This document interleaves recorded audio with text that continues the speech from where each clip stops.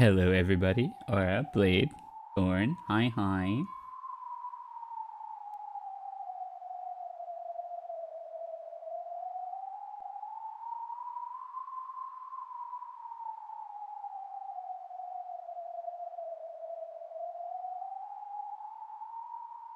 Right. Stream crash, sorry. Now we're live. Hi, everyone. Alright, it's time. We gotta get really serious here. Not really. We gotta get pretty serious here. And the only way I know how to get serious is with one thing.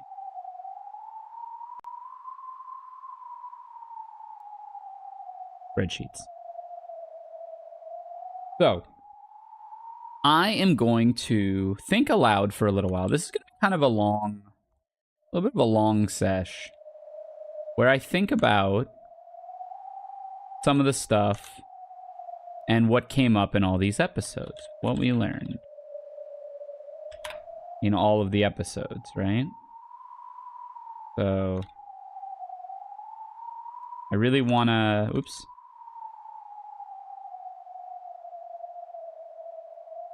Of course, have the Umineko bangers going on in the background, which you will not hear on YouTube. Oops. Leak in the Discord. Did we learn that witches are real? See? I guess I can start with that. And it's kind of the main theme of the story, I think.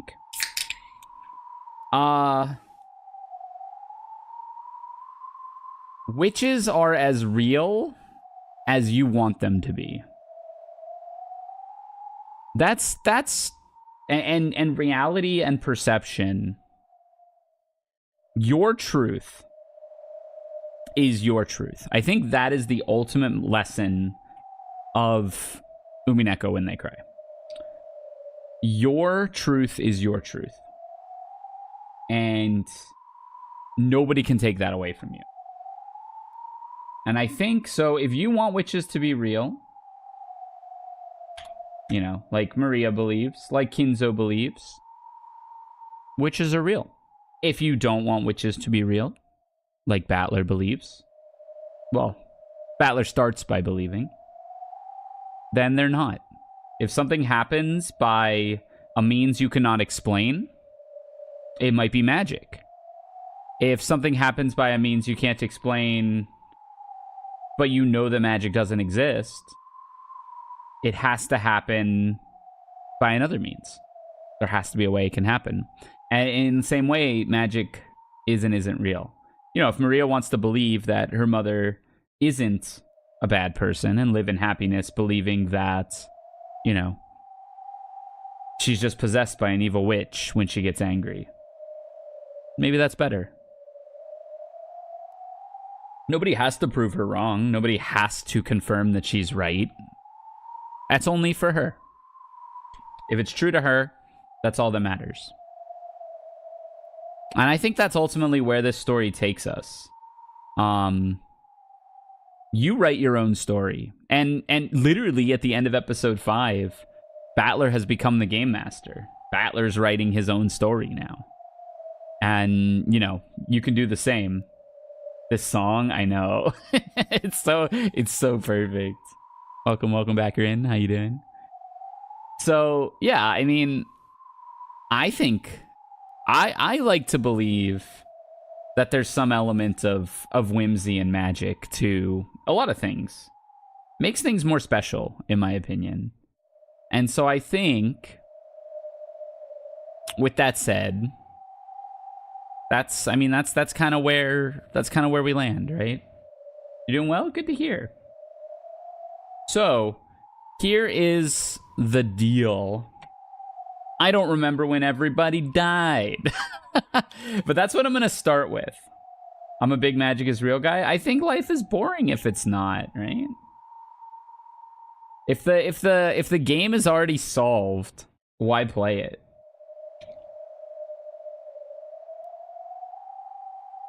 Yeah.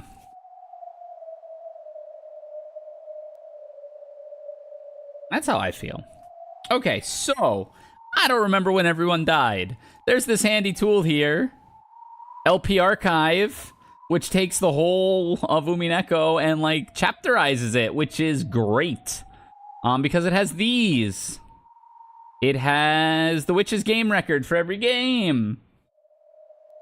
Which I'm going to use because I don't remember all these. So what I'm going to start is I'm going to mark who died when in each game. I want to see if there's any pattern because I was thinking about this at work today and how I'm going to go about trying to figure something out here. And I am going to say, I want to see when everybody died, or I should say when everybody was dead, and what that can maybe tell us. And I guess I have another preface as well. So we know through episode 4, and again, I'm only going to talk about these characters. Why am I only going to talk about these characters? Because of the Decalogue. It is forbidden for the culprit to be anyone not mentioned in the early part of the story. It has to be one of these 18 people. It has to be one of these 18 people that was on the island who did it. We can't say anyone else did it. It is forbidden for any supernatural agency to come in. It's forbidden for any kind of technology, accident, intuition. We know it can't be the detective, which I'll talk about in a second. Clues have to be presented, and it is forbidden for a character to disguise himself as another without any clues. I believe this story will follow this. So, let's talk about who died when. What we learned in episode 4 was that all of this was effectively relayed to the real world, to society again, through a series of messages in a bottle written from the perspective of Beatrice. And I don't know if I'm being presumptuous, but I think we can use Beatrice and the killer interchangeably. Not that they are necessarily the same entity, but I think we can use them interchangeably. So I think what I'm saying is the killer wrote those letters. And what I think is each episode probably corresponds to a letter. And there's something that I'm going to conclude with that I think might sum it all up, and that might be my truth of this story. So let's go from here. So what we learned is there's multiple accounts. Obviously, there's multiple episodes, and I think each of these letters is kind of corresponding to one of the episodes, and as such, there's no necessarily reliable piece of information that comes through. Nothing is to be taken as absolute fact because it was written in one of the letters. For example, episode 1 tells the story, in my opinion, if Natsuhi was the killer. If Natsuhi killed everybody. Episode 2 tells the story of if Rosa was the killer. Episode 3 tells the story of if Ava was the killer. I'm now noticing that probably a misogynist wrote these letters because the women killed everybody in all of these stories. Episode 4 is Angie's perspective. That's coming. Maybe Kinzo did it. No. Episode 4 tells us from the perspective of Angie, who's looking back on it. And really what's happening on the island in episode 4 isn't aligned as much. Like, I don't think there's an outright culprit, but I'm going to look at who dies in episode 4 again, because I might be able to pin it on someone. And episode 5 is kind of told from the perspective that Battler did it. More or less. So, yeah, there's a lot that we can, I think, garner from this, and that might be my final conclusion, is that everybody did it and nobody did it, because we can't know for sure which of those bottles was the truth. But I might be getting ahead of myself. In fact, we could probably assume that all of those bottles are lies. But yeah, that's besides the point. Oh, banger. Episode 1. The first twilight was everybody in the storage shed. Kraus, Rudolph, Kiri, Rosa, Shannon, Goda.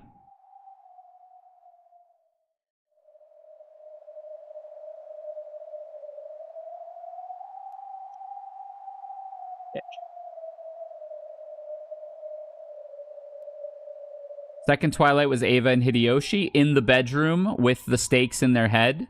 Closed room mystery. I suppose we can also carry these forward. Right, because they were dead for the rest of the episode.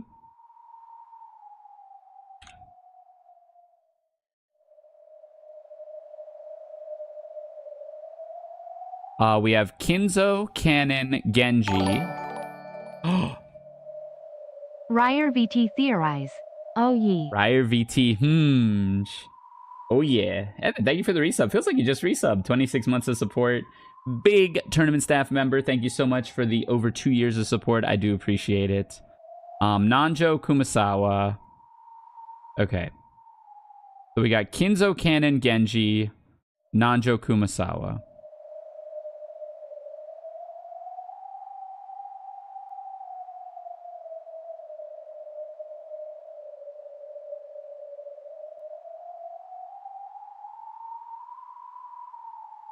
What am I missing? Oh, I hit George instead of...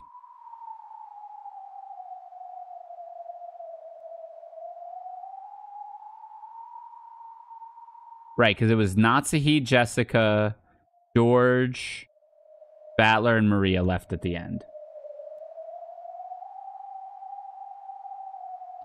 Natsuhi died at the 9th Twilight. The witch praised her nobility and granted her the honor of a duel. The kids went missing on the 10th Twilight. So Natsuhi died at the end, and then the kids all went missing. Okay. Now, we also know that Kinzo was dead the whole time. That was said in red, that Kinzo never lived. Now, Kinzo died on the 3rd through 8th Twilight, so actually, Kinzo being one of the Twilight sacrifices doesn't make a whole lot of sense here. With what we know in hindsight. And so, the only people left at the end of the first game, according to the letter, are the children. Then in the tea party following it, we saw that the kids were trying to get Battler to believe in Beatrice, to say that she exists. And then they turned into goo. All right, let's see if there's a pattern. Episode 2. Is this game 5? That was game 1. Game 2.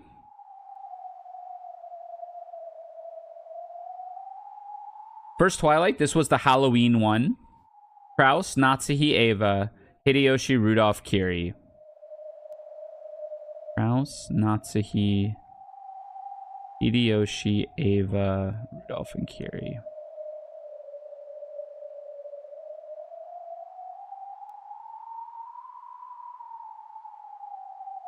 Then Jessica and Kanon died in the second Twilight.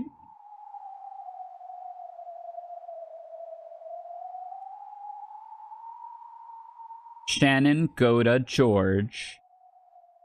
Shannon, Goda, George, Nanjo, and Kumasawa. Nanjo. Shannon. So who's left here? And we know Kinzo's dead. Battler, Rosa, Maria, and Genji?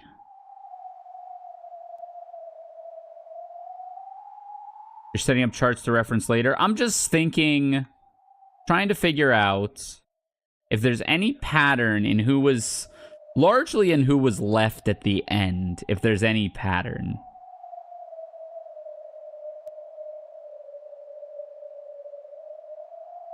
Episode 3.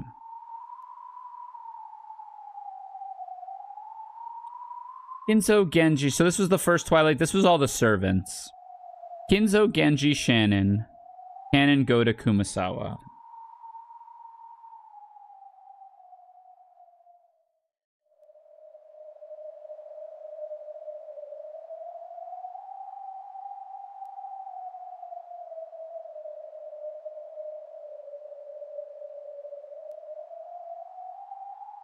Wait, what happened to Nanjo in the other game?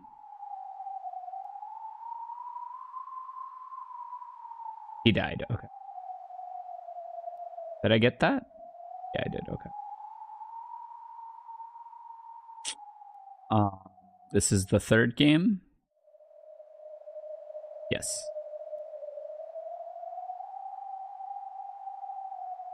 No, this is the second game. Kinzo, Genji, Shannon, Kan, and Goda. And then Rosa and Maria died on the second Twilight.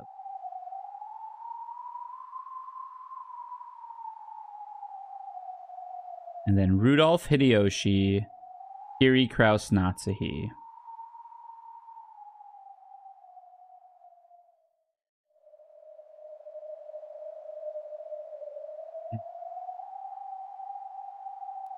And then George, Nanjo, Battler died on the ninth Twilight.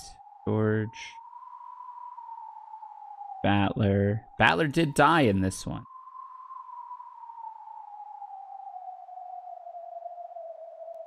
And then Jessica went missing and Ava survived.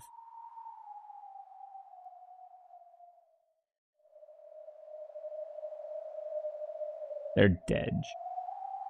I also need to make sure I didn't miss somebody dying at the end of the second episode. I don't... Oh, yeah, a lot of them did die at the end, right? No, they all went missing? Yeah, they all went missing. Episode 4. I should have done this beforehand. Right, episode 4 was a little weird at the end, right? Because...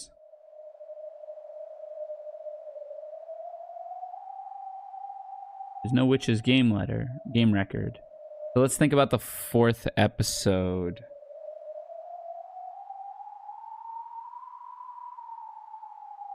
I don't remember much about the fourth episode. And who died when.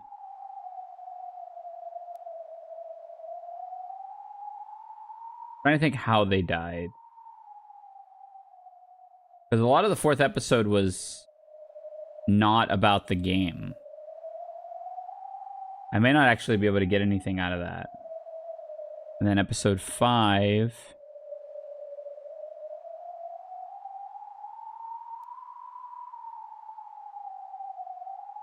Yeah, we don't have the game. Battler walks through everything at the end of episode 4. Battler walks through everything at the end of episode 4. Okay.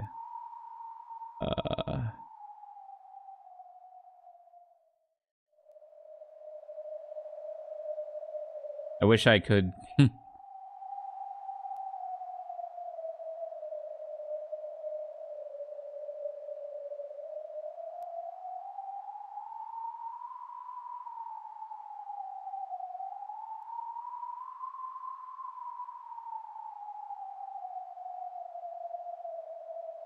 walks through. Oh, right. He's the only one left at the end.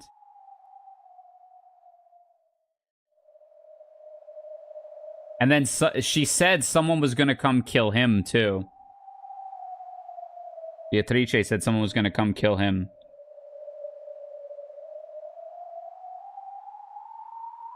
This doesn't help much at all. If we're to believe the future of 97, Ava, we know, survives. Which she does not in the other 2 episodes. So I think it has to be that. Well, let's think about stuff we know. This actually isn't helping as much as I thought it would. Let me just write down like stuff we know. And then questions we have.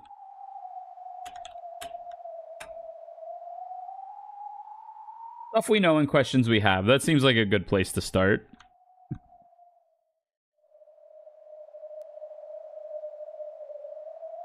Okay, so thinking about this, I think the important stuff that's come up is...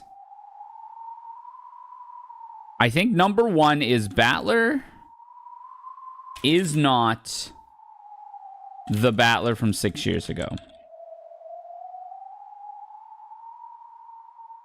I think that's number 1 import. I think also worth noting is there was a human, Beatrice, in Kuadorian when Rosa was about 5. Or 10. When Rosa was about 10. Which was about 20 years ago. I looked this part up again. So it was Rosa was in middle school and Rudolph said, oh, so that was about 20 years ago. If we pursue this a little more, that Beatrice died.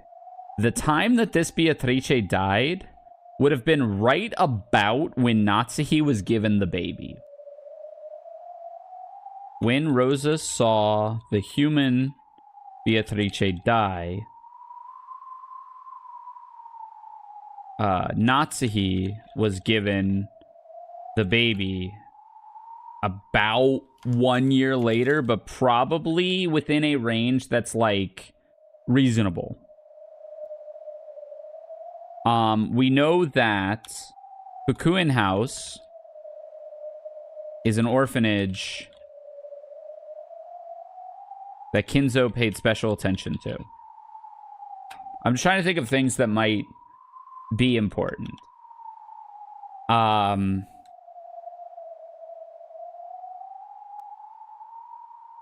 The handwriting in Maria's grimoire is the same as Beatrice's handwriting in the letters.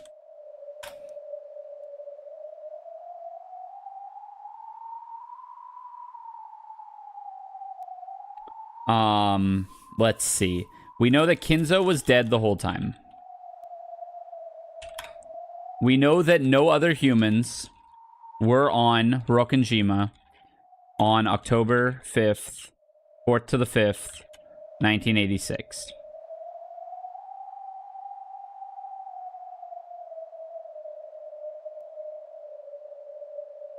We know that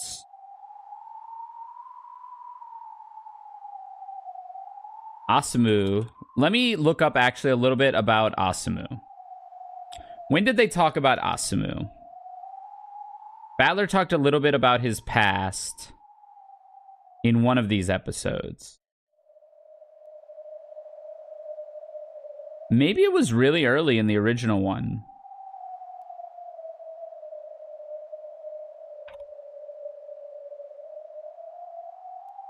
I wish there was like a control F of all episodes on this.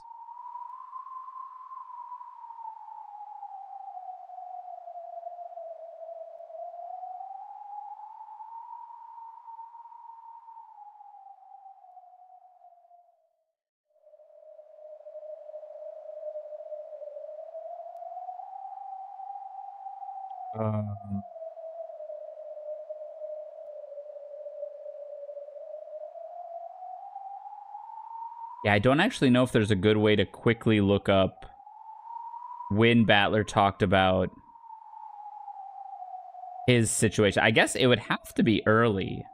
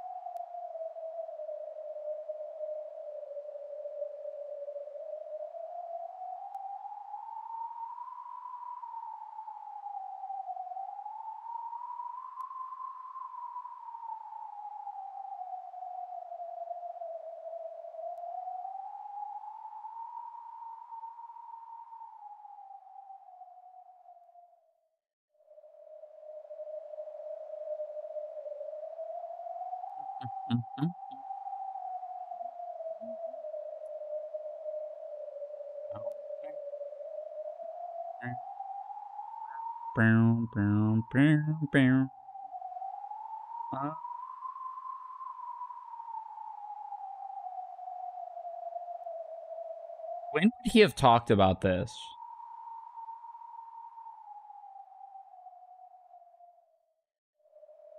Would it have been in episode 4? Probably not, right?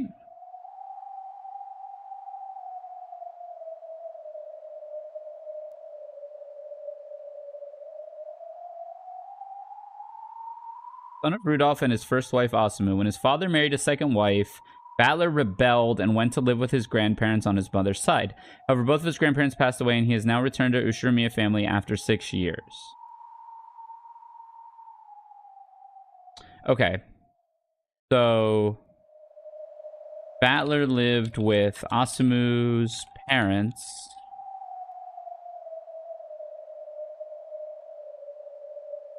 after Asumu died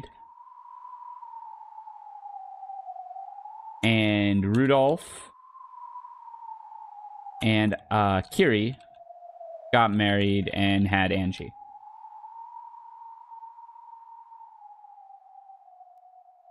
But that was more than 6 years ago, right? However, both of his grandparents... So, Angie was... No, because Angie was 6 at the family conference. Track gets you so emotional? Yeah, I feel that. We also know that Kiri had a miscarriage with a boy the same year Battler was born. I guess it's worth mentioning that Natsuhi abandoned / murdered the baby she was given, a boy, and a servant before having Jessica.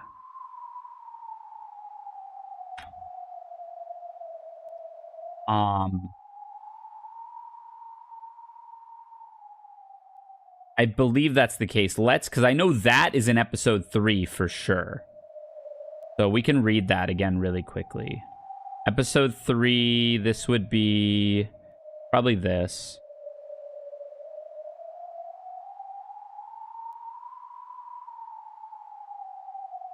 What did she say? Envy?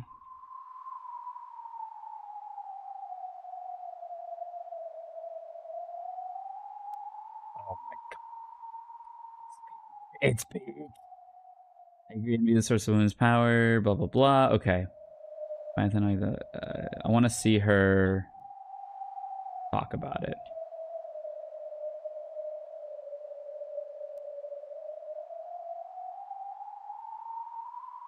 So good.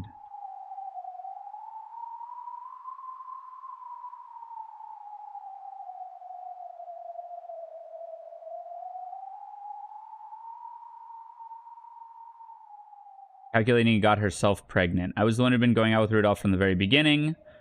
I don't blame Rudolph. It was Rudolph. Asuma's son was carrying Battler at the same time. I was also carrying a boy. They would have it. Our delivery dates were on the same day. Then Asuma gave birth to Battler, but I had a miscarriage. I think about it sometimes. What if Asuma had a miscarriage and I had been the one to give birth? Would Rudolph have broken off his engagement and married me? But I couldn't give birth to my child, so until Asumu died and I got pregnant with Angie, I cursed Asuma and was jealous. So here's an interesting one is... Battler and Angie are both redheads. Rudolph is not. There's some in the genes because Ava is. But Rudolph's not. Kiri's not. Angie and Battler both are. So something in the family gets it there. I guess Maria has it too. So that doesn't really check it off. But Kiri had a miscarriage. Now, that might be a lie. Because we know Rudolph had something to tell Battler.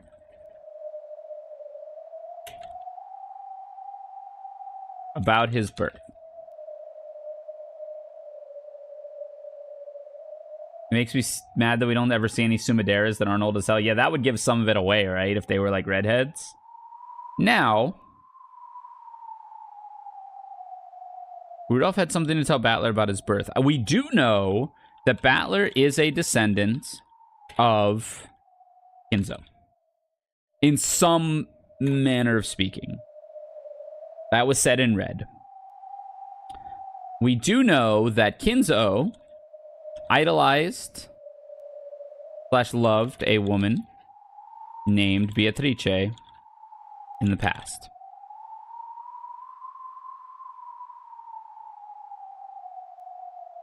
So, what are the questions we have?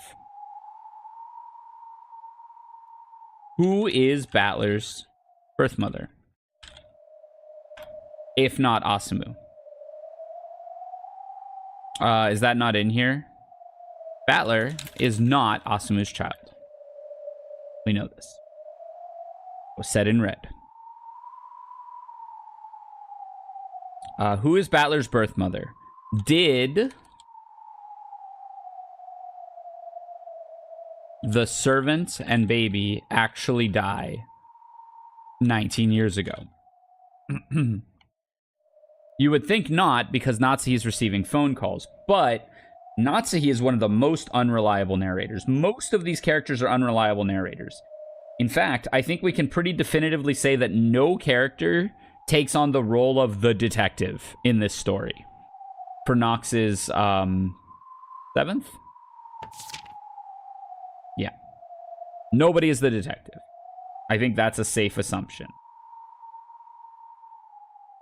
So, I think the only candidates we can possibly really point at are Battler. I think you can look at Battler, Maria, and Ava as the only real potential people who could have committed it. With the evidence being that Ava is supposedly alive in 97 and took on everything, so the motive is pretty clear there. I guess we could lay out what people's motives would be as well. And I think if we do that, it's almost certain that Kraus probably didn't do it. I don't think Kraus has a real motive to kill everybody. He already, I mean, like, they were pressuring him for the inheritance and such, but I don't think he would go through the action of killing them. That would be his motive, though, is to get his family off his back about the inheritance. Natsuhi, with that same motive, is, I think, far more likely to be the one committing the murders, only because we've seen more from her perspective, and we know that she is certainly capable of it. There's almost nothing I think Natsuhi's not capable of doing. I don't think Jessica could have done it. I think there's almost no... The only motive Jessica may have to have wanted to do it is to maybe escape with Cannon, to get out of the overbearing pressure. Like, she doesn't seem to hold any ill will towards her family. They kind of... Like, she's like crass, she's rude, they kind of give her shit for that, but I don't think she has any real motive like others would to kill everybody. I think also, with this being said, I think we're assuming that everybody else more or less died on this island if somebody committed the murder. I think there's almost no way Hideyoshi did it. I could see Hideyoshi masterminding a plot where they all fake their death, but I don't think Hideyoshi would be one to actually kill everybody. I'm not sure if I want you to fully solve it or be more surprised by future things, right? I don't know either. Ava has a really obvious motive. She wants to be the Ushimura family head more than anything. We also know that in the episode 3, she solved the epitaph. She's the only one who solved the epitaph without help from another source.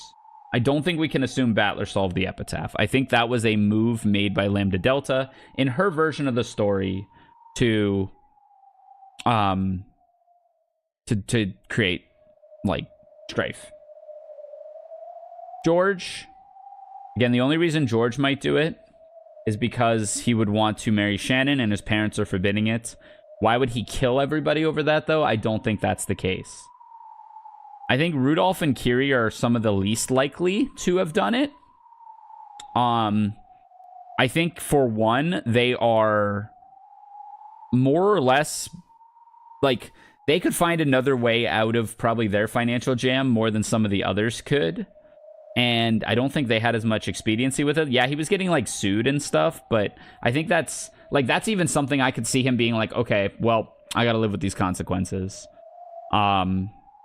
Now, Kiri would maybe have a motive if we go off of that envious thing where, like... Because she left the Sumaderas to be with Rudolph. But I actually think the Ushiromiyas really liked Kiri. And I think she was pretty welcome with them. So, like, I don't think either of them have terribly much of a motive. Battler? If Battler is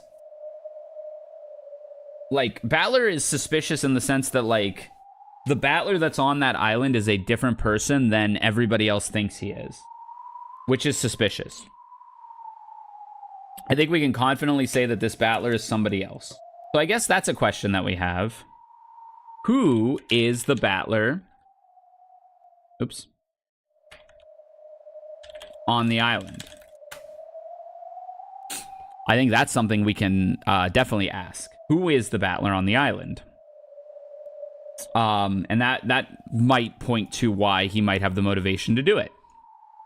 He might have been forsaken. Yeah, he might have been forsaken from the Ushiromiya family his whole life, even though he had Ushiromiya blood in him, and he might want to come back and stake claim of that. Rosa would have some motive. Certainly would hold the biggest grudge against her family, as episode 2 probably showed us. I think she would hold the biggest grudge against her family and would likely be doing it more so for revenge than to get the money. She does need the money, but I don't think that would motivate her nearly as much as all of the trauma that she's been through. Maria, if Maria's the killer, it's only because, first of all, I don't think she has the power to do it. Now, there is a little sus stuff about Maria. Maria definitely is a lot smarter than she lets on. Maria is very intelligent. Maria could totally fake this facade that she puts on. That's certainly possible. That said, I don't think she would have... Now, worth noting, everything we read might be written from Maria's perspective. So she could totally paint herself to be more innocent than she actually is. She could be a totally different person. And the only Maria we know about is the Maria that's been written in her words. I don't think it would be any of the servants. Do we really know that was Maria? What do you mean?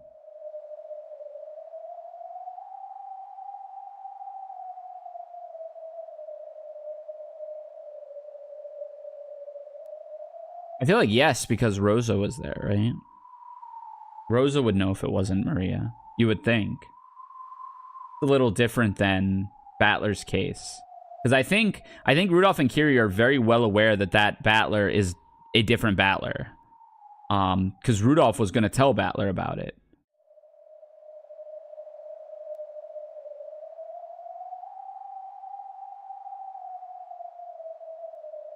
I don't remember if you've read Umineko or not, but I feel like that's kind of a loaded question.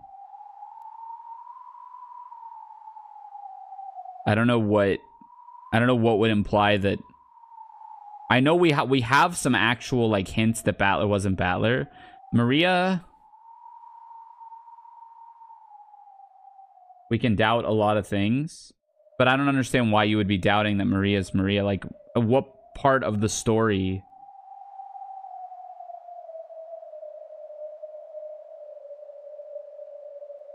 I think to say that Maria wasn't on the island is like presumptuous. Like to say that it was a person that wasn't Maria, I think is presumptuous. But I do think the framing of how Maria act. What do you think is 100% true? Well, I think what's been said in red is 100% true. You're supposed to... there's no point of the story if what's said in red is not true. But I guess other than that, nothing. But also, I think asking random questions like that don't really get you anywhere unless you already know something further in the story. The diary may not be written by Maria. That's possible because we know the diary has the same handwriting as Maria. Battler could have written the diary, I suppose.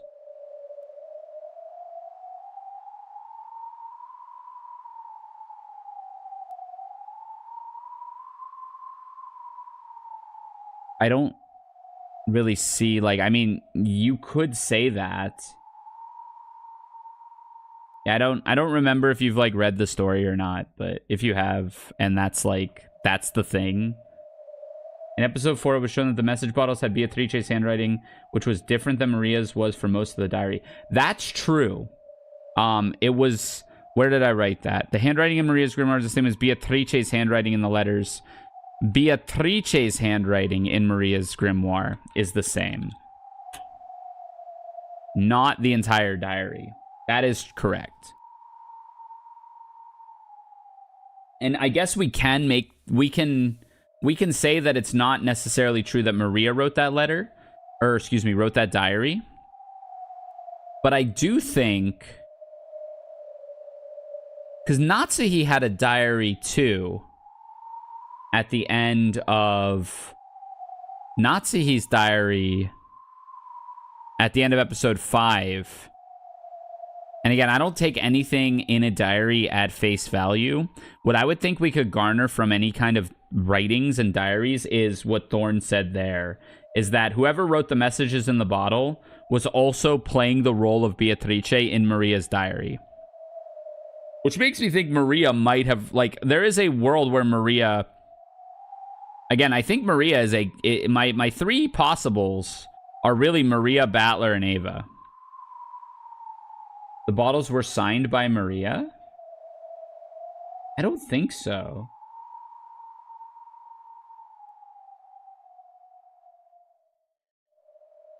I want to say they were signed by Beatrice. We can find that. It was definitely the handwriting from... The handwriting was Beatrice's handwriting that Maria wrote the little, like, oath that in Mirage Sorcière, right? Like, Beatrice inducted Maria into Mirage Sorcière in Maria's diary, and the writing that Beatrice wrote to kind of cement that was in the same writing as that on the bottles, and Angie noticed that in the future. God, these titles are not the best. But yeah, that was basically that. The signature said Maria. Oh, okay. So Maria did sign the bottles. The messages in the bottles. And the messages in the bottles, I think, are what we're getting some of these stories from. Yeah, so I think my 3 possibles are Ava, Battler, and Maria. And I think Maria is someone who is likely able to perform some of these closed room murders a little better. Now, you also have to ask the means by which she could have done it, right? Like, how did she get a stake into Ava's forehead, right? Ava knows martial arts. Ava doesn't trust anyone for shit. So it implies that Maria survives to the end every time to send them.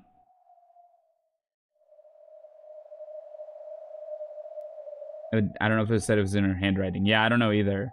Well, she didn't have to send them at the end of everything. She might have just sent them during the course of the weekend.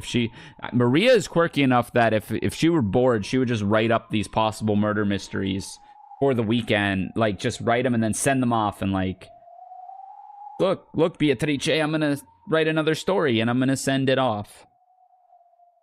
Yeah, like, that does not go past me at all. Like, yeah, she's a little freaky. Definitely seems like her.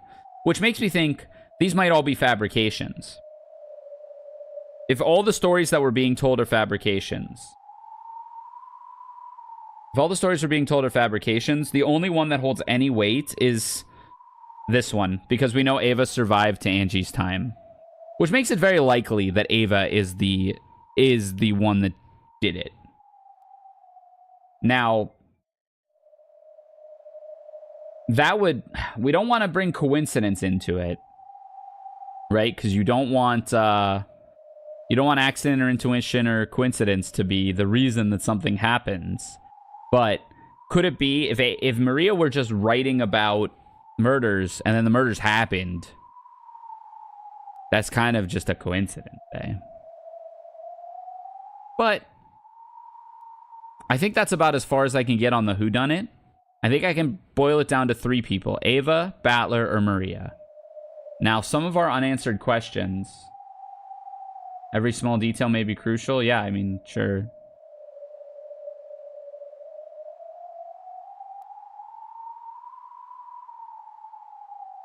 I don't have time to reread everything, though. So, that goes... So, that's the murder mystery part of it. Who, how, and why the Godatrice theory lives.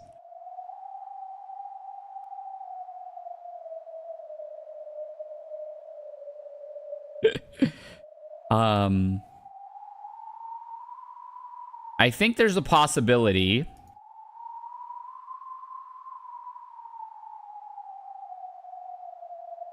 Jessica was missing here.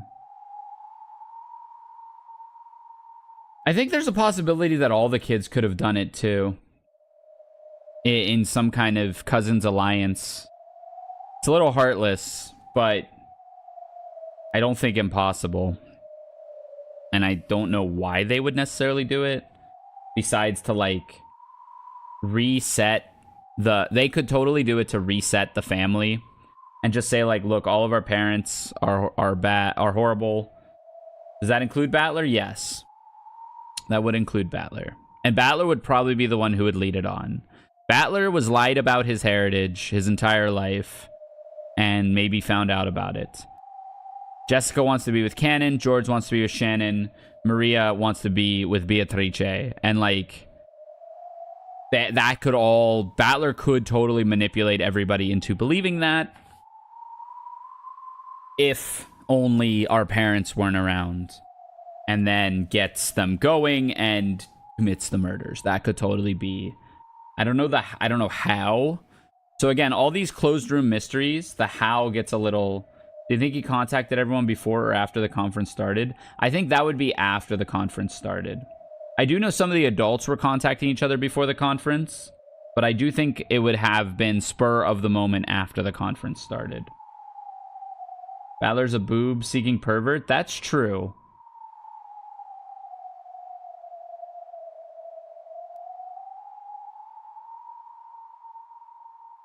I think besides that, so let's talk about who the human Beatrice is.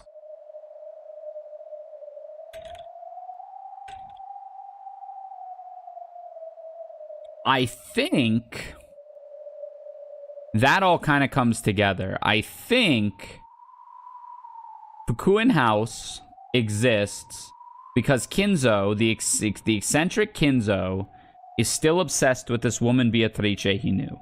Maybe she's not even real, but he has this mental image of a Beatrice that he knew and loved and was a witch or whatever. Maybe she did something. Maybe it is the person who helped him make his fortune, even though it wasn't by magic. Again, magic is what you believe it to be. And so when she passed naturally, he started looking for... Because we know this human Beatrice would have, like, multi-time weekly meetings with Kinzo. So Kinzo was, like, teaching her how to be Beatrice, basically. Which is kind of bizarre. And he forbid any of the kids from going to see her. Now, whether it was a sex thing, or whether it was, like, a surrogate daughter thing, or whether it was just, like, a nostalgia, you know, innocuous thing for him, he kept her in Kuadorian. And I want to say the servants of Kuadorian were probably Renove Virgilia. And we know Gap is Beatrice's friend. So maybe Gap was another person brought to Kuadorian to be friends with Beatrice. Maybe another orphan from Fukuen House.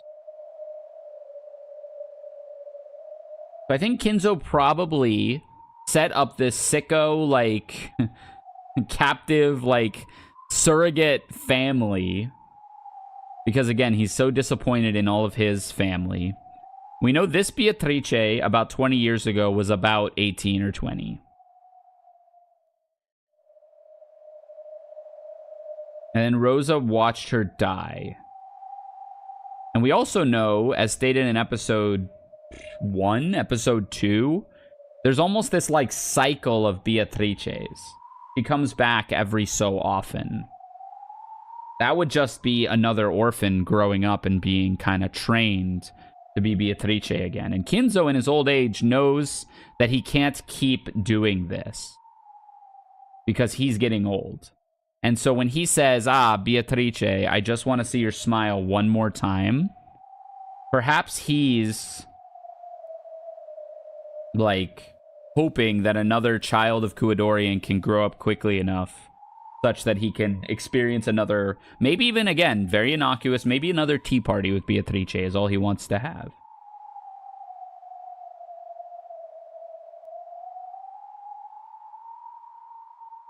And the child that was given to Natsuhi was a boy. So maybe all of the children who are born of Fukuin House, if they're boys, he doesn't care because it's not a Beatrice. So Canon came from Fukuin House. We know Shannon came from Fukuin House too, which is a little strange. Again, maybe he just like knows once they're a child, if they're not, if they don't have the right color hair, if they don't have the orange hair, he's like, I don't care. That's not Beatrice. And makes them a servant or raises them. They get adopted maybe. But anyone who's close, he brings to Kuadorian and raises as a Beatrice.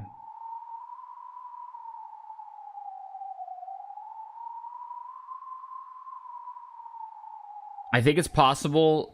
So the battler on the island is either the miscarried child of Kiri that didn't actually miscarry, and Kiri and Rudolph raised in secret. But what happened to the other battler? That's the real question. And then what was the sin of 6 years ago?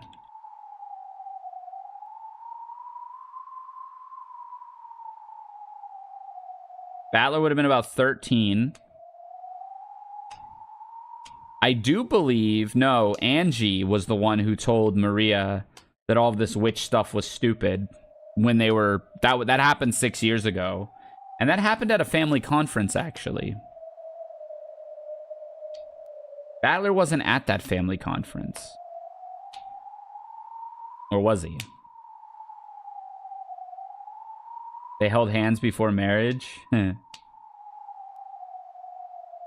I think it's possible. It's also possible that Battler was raised in Kuadorian. I think it's possible this Battler was raised in Kuadorian. My logic there being, he had no idea what an airplane was. And we know that the Beatrice at Kuadorian was extremely naive. Didn't know what a zoo was. Battler, while like he knew what an airplane was, he freaked out so bad on like the boat, the airplane. I think that's important. And I think that shows his naivete, which might imply that he was raised in Kuadorian. And perhaps, what if he and current Beatrice, but we know that there wasn't another human on Rokkenshima.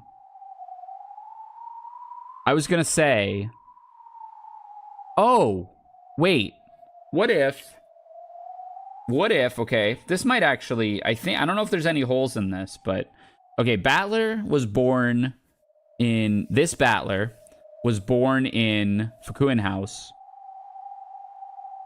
and was selected to be the latest Beatrice's friend to try to, because maybe when the other Beatrice died because she was walking on rocks because she didn't know how shit worked, Kinzo was like, okay, I can't keep this going like this. I need to at least socialize my Beatrice a little bit. I know it's a little sick to talk about her like a Pokemon, but like, he's like, okay, you know what? Beatrice cannot be raised in complete isolation. This is bad. She ended up, I mean, it probably looked like a suicide. I don't remember if Rosa told anybody or not, but it probably looked like a suicide. Actually, we could probably look that up real quick.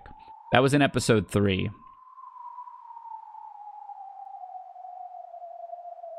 This one's easy because it's Rosa and the Witch of the Forest. Okay. Even though you showed up as 19th person, you were already dead. Rosa was a kid and she was panicked. It's not like the doctor was there. She probably mistakenly thought you were dead. Actually, insane way to die. Yeah. Okay, the kid aged out Rosa was shaking Beatrice's body. She's definitely dead. Yep, we know she died. And again, Renova was going to talk about her past a little bit, and Beatrice said, do not talk about my past. Like this form of nice magic is given form of butterflies, blah, blah, blah, blah, blah. Rosa.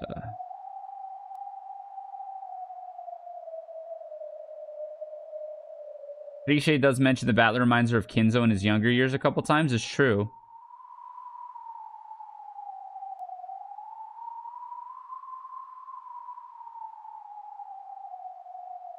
Eventually, I found my memory returning as the endless witch who lived for 1,000 years while being in prison in this cage of flesh, blah, blah, blah. Thanks to Rosa. Rosa, you're probably bringing about with us, but I should thank you. I couldn't see Rosa anymore. Did she go call a doctor? It no longer matters. And yet...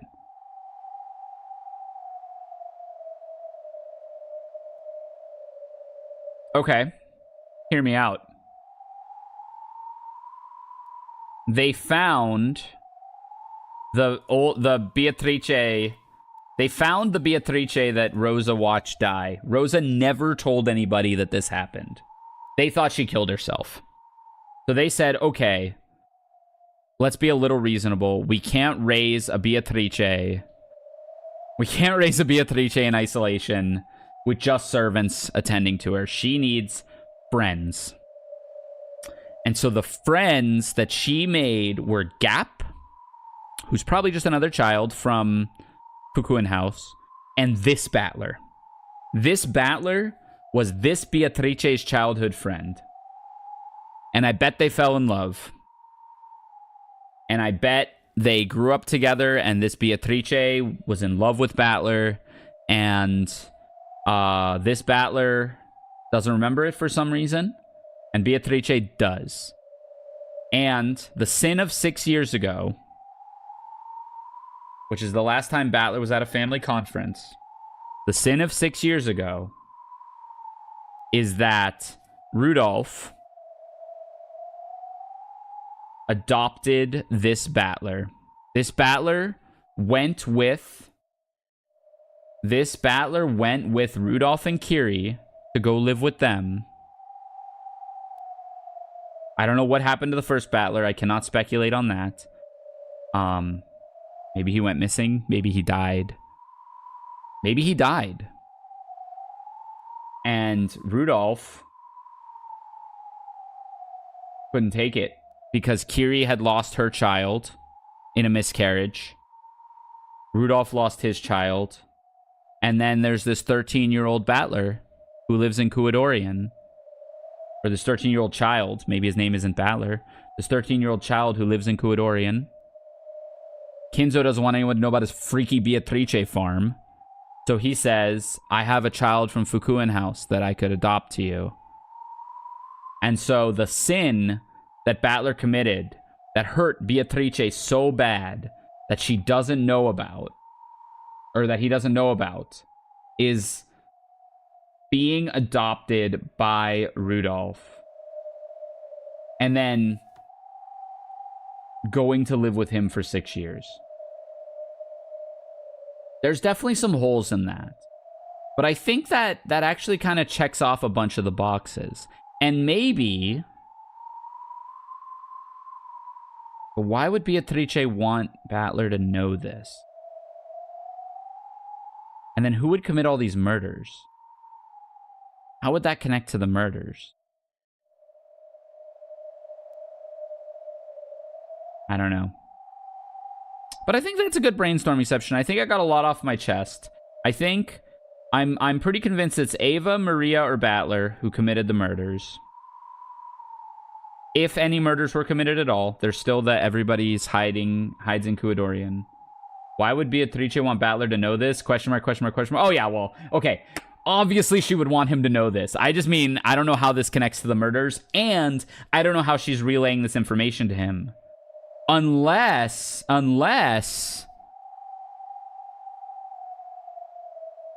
what if she wrote it all down in Kuadorian?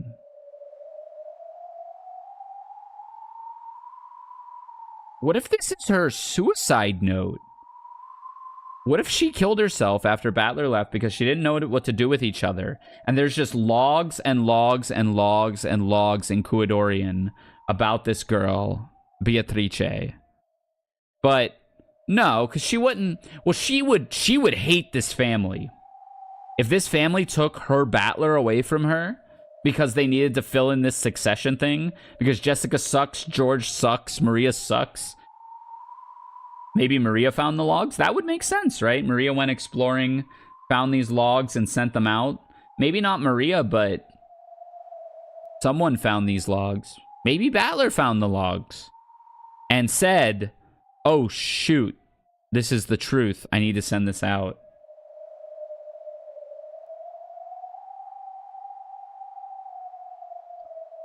And if Beatrice, while naive, being raised in Kuadorian, if Beatrice resented the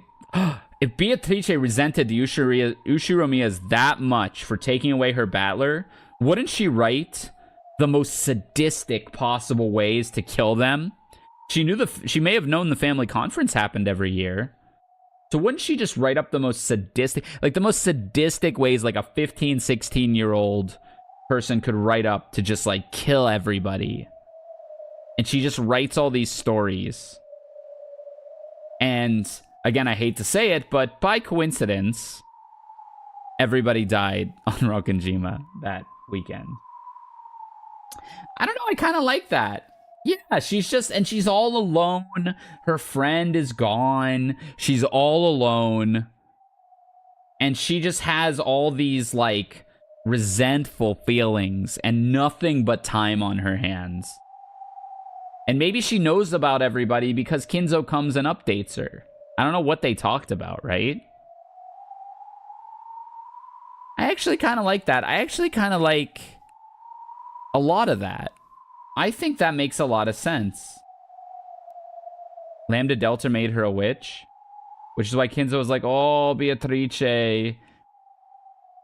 True. Wait, oh, so why is Kinzo doing that if there's one chilling? No, she died. She killed herself. I say that so confidently. But like, when Battler left, she fell into a depression. Yeah, no, she like fell into a depression. Or maybe when Battler left, she turns into that lifeless husk of a Beatrice. The one with the dead eyes. The love that she had left. And so she just sits there silently every time Kinzo tries to go talk to her. She just sits there silently. And he won't. And he says, oh, Beatrice, I want to see you smile one more time, as he like snorts absinthe in his mansion. Yeah, and that's why he says, I wish I could see you smile again. I kind of like this theory. I still don't know who kills everybody. And we know the gold is real. So like, it could just be taking hits from the broth of the apocalypse, the vortex bong of the apocalypse. I think I could be pretty happy getting there and then seeing what happens. I think I'm gonna have some right and some wrong out of that. And I could actually go as far as saying Ava killed everybody for the money.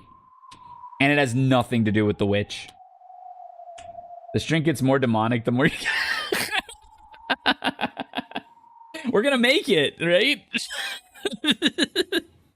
Alright, I'm gonna take a bathroom break. And I'm gonna start episode 6. We'll do like 1 or 2 chapters. And we'll see what they say. I really like where I got with this. I think this makes a lot of sense. I'm writing down so many notes and ideas from this brainstorming. I can't wait to hear your ideas too. We're gonna have a cauldron, a whole cauldron. All right, I will be right back, and then we'll start chapter 6. I can't wait.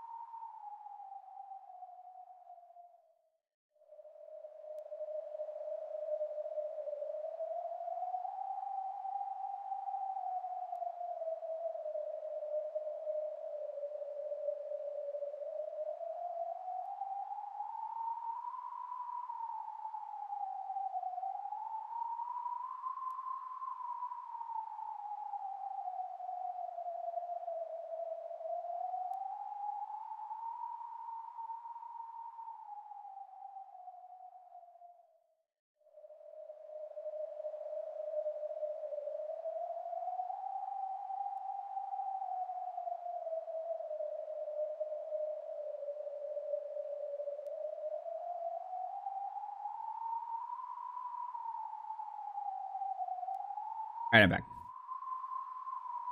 All right, here we go. Dawn of the Golden Witch. Good morning. Now the curtain shall finally rise on a game presented by that Battler-sama. Will Battler-sama manage to successfully and spectacularly fill the enormous role of Game Master? Let us bear witness to this fight from the opposing side of the chessboard. There's no longer a difficulty level. There's no longer a hint, but a confession. Episode 6 is absolutely your favorite? Hell yeah.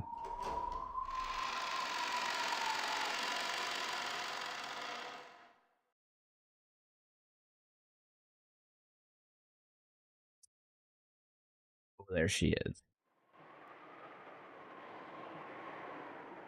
The most Umineko episode? Oh boy.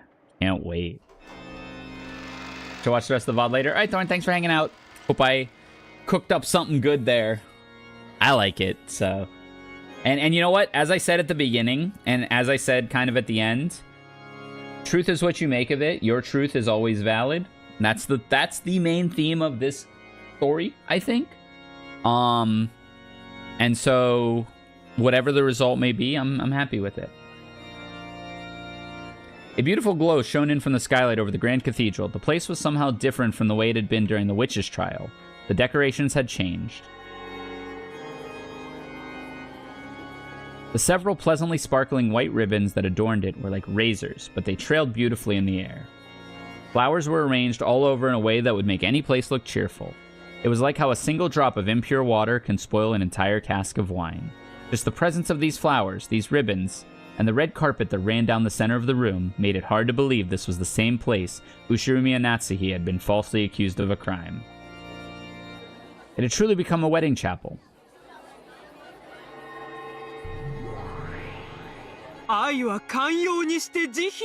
Hello? Who is this?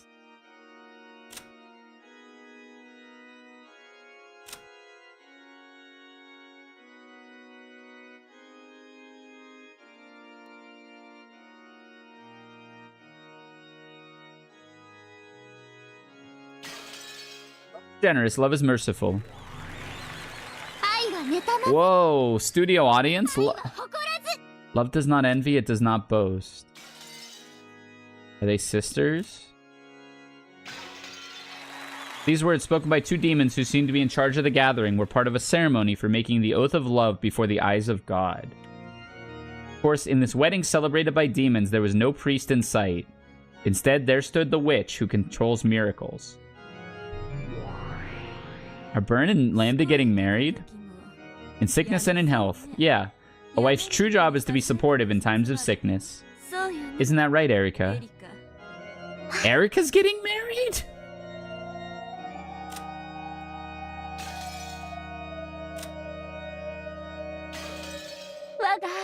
Yes, my master.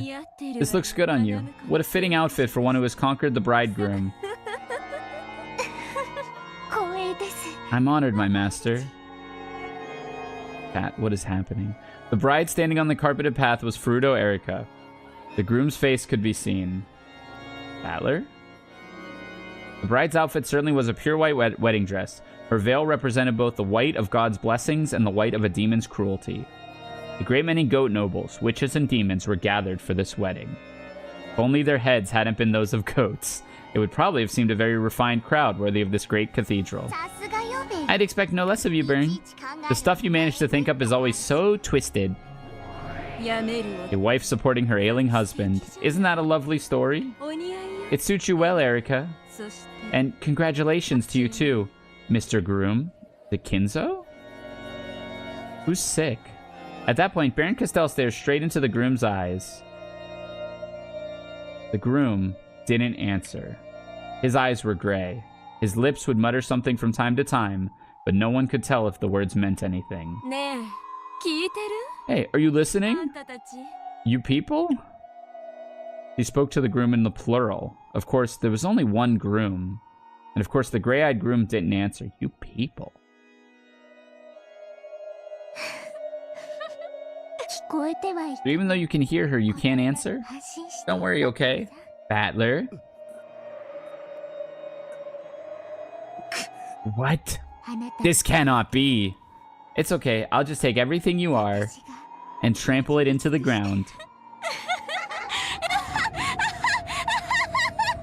The Witch of Miracles sneered with an evil smile that even a demon would shudder to look at. Not even that sneer provoked no response from Battler's dim eyes. So, couple things here. Battler clearly lost or something, and he is sick. And he is stuck in this, like, gray-eyed whatever. Baron also said, you people. So she's talking about multiple people, either inside Battler's head or multiple fragments of Battler, multiple possibilities of Battler. People live for the sake of love. Therefore, today, you have fulfilled the purpose of your lives. Oh, how great the power is to live, the power of love. I pray that the brightness of this day blesses those two for all time. Just give it a rest already, you demons.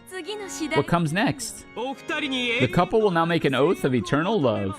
So, here, if my theory's right, if Beatrice loves Battler, which I think that's kind of obvious. We don't know the why, but that's kind of obvious regardless. If Beatrice loves Battler,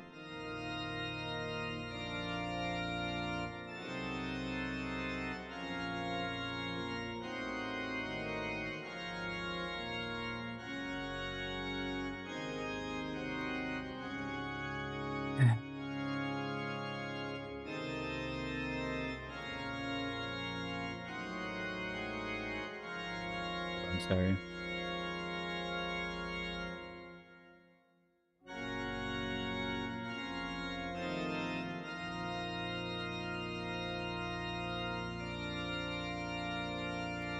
Hold on.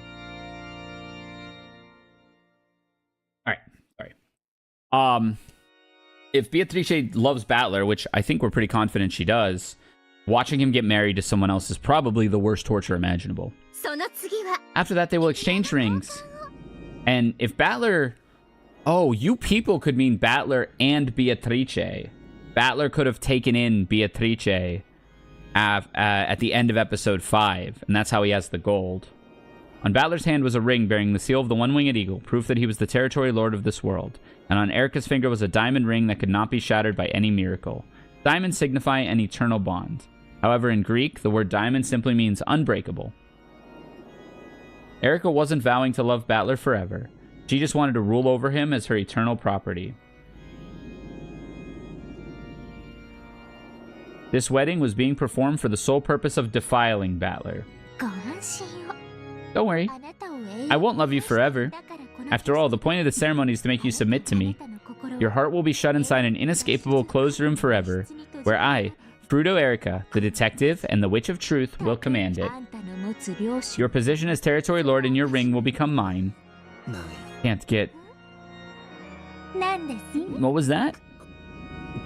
Can't get out. So bizarre. What a place to start.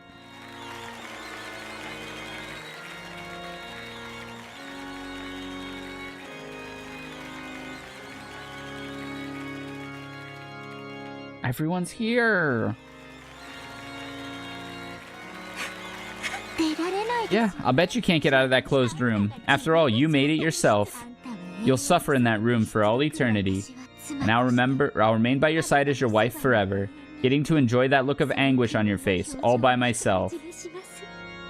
Hope everyone's doing good today on such a happy occasion. This ain't no happy occasion. I'll defile you forever. And do we just get an intro from here? Oh my god. Huh.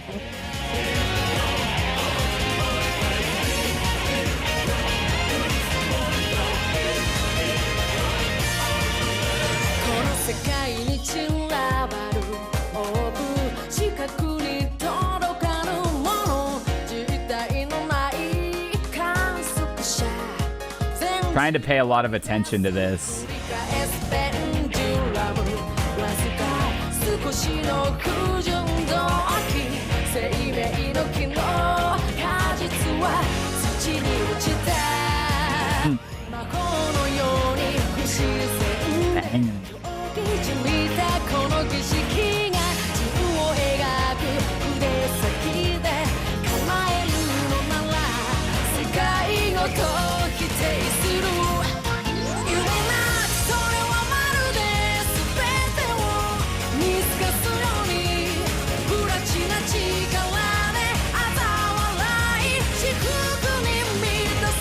This OP is so good. Hey, Craig. Why is Protag marrying Rika? We don't know. This is the intro of this episode. It appears as though... It appears as though she's bested him in the game.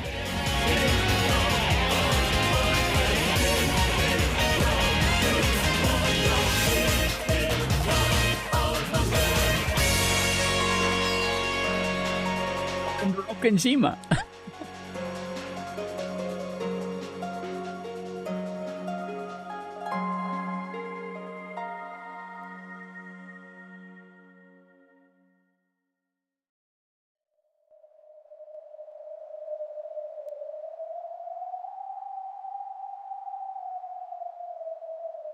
All that could be heard was the sound of the wind, a sound of misfortune bringing sadness and unease to all who heard it.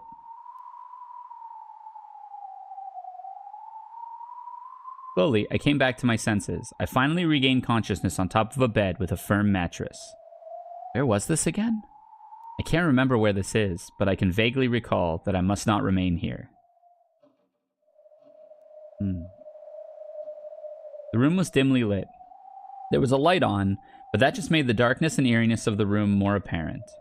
There was no curtains over the window, but it was too dark outside to see anything beyond it. If I squinted into the pitch blackness, it felt as though I could see the witch of the forest peeking back at me from the darkness, and I averted my gaze from the window in fear. Can't see or hear it, but I get the feeling that if I leave this room, it'll be bright and warm, and someone else will be there for me. I want to get to where everyone else is as soon as I can. Bad memories from when I was very young began to well up. Oh. Horrible, harsh memories of when I started dozing off during a family gathering and was put to sleep in some room I didn't know. I remember waking up there incredibly lonely and sobbing. No shit? Wait. Huadorian?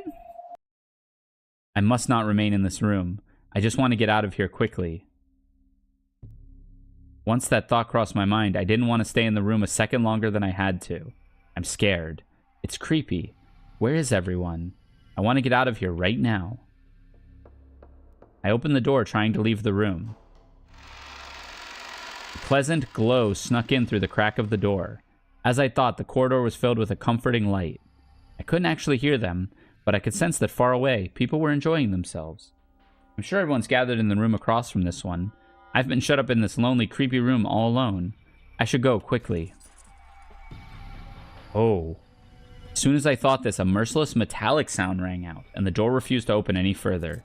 The chain had been set. I'd always hated chain locks. You can open a normal lock just by twisting, but chain locks are built in an annoying way, and I couldn't work them easily. So I've hated them ever since I was very young. See? Even this chain is causing me trouble. Whoops. And I just can't get it undone. Why is this happening? I just want to leave this creepy room right away. He did say he locked himself in a closed room. Just on the other side of this thin door, everything is bathed in a warm light. I can't undo it. I just can't undo this chain. The more desperate I grew, the more that unsettling darkness seemed to be closing in on my back, and the more frightened I became. Then I finally noticed. There's something wrong with this chain. Yes, there's a chain, but it isn't a chain lock. This is just a chain staked into the door, preventing it from opening it any further. In other words, it's not made to be opened. What the hell's going on? Who would do something like this? No matter what I did, no matter how much I struggled, I couldn't pull the stake out or undo the chain or break the mechanism. This door was just a demon's mouth, made to trick me into thinking it would open before crushing my hopes. Even so, I only could just open this door somehow. I could get out into that pleasant corridor. The desire forced me to keep my hand glued to the doorknob.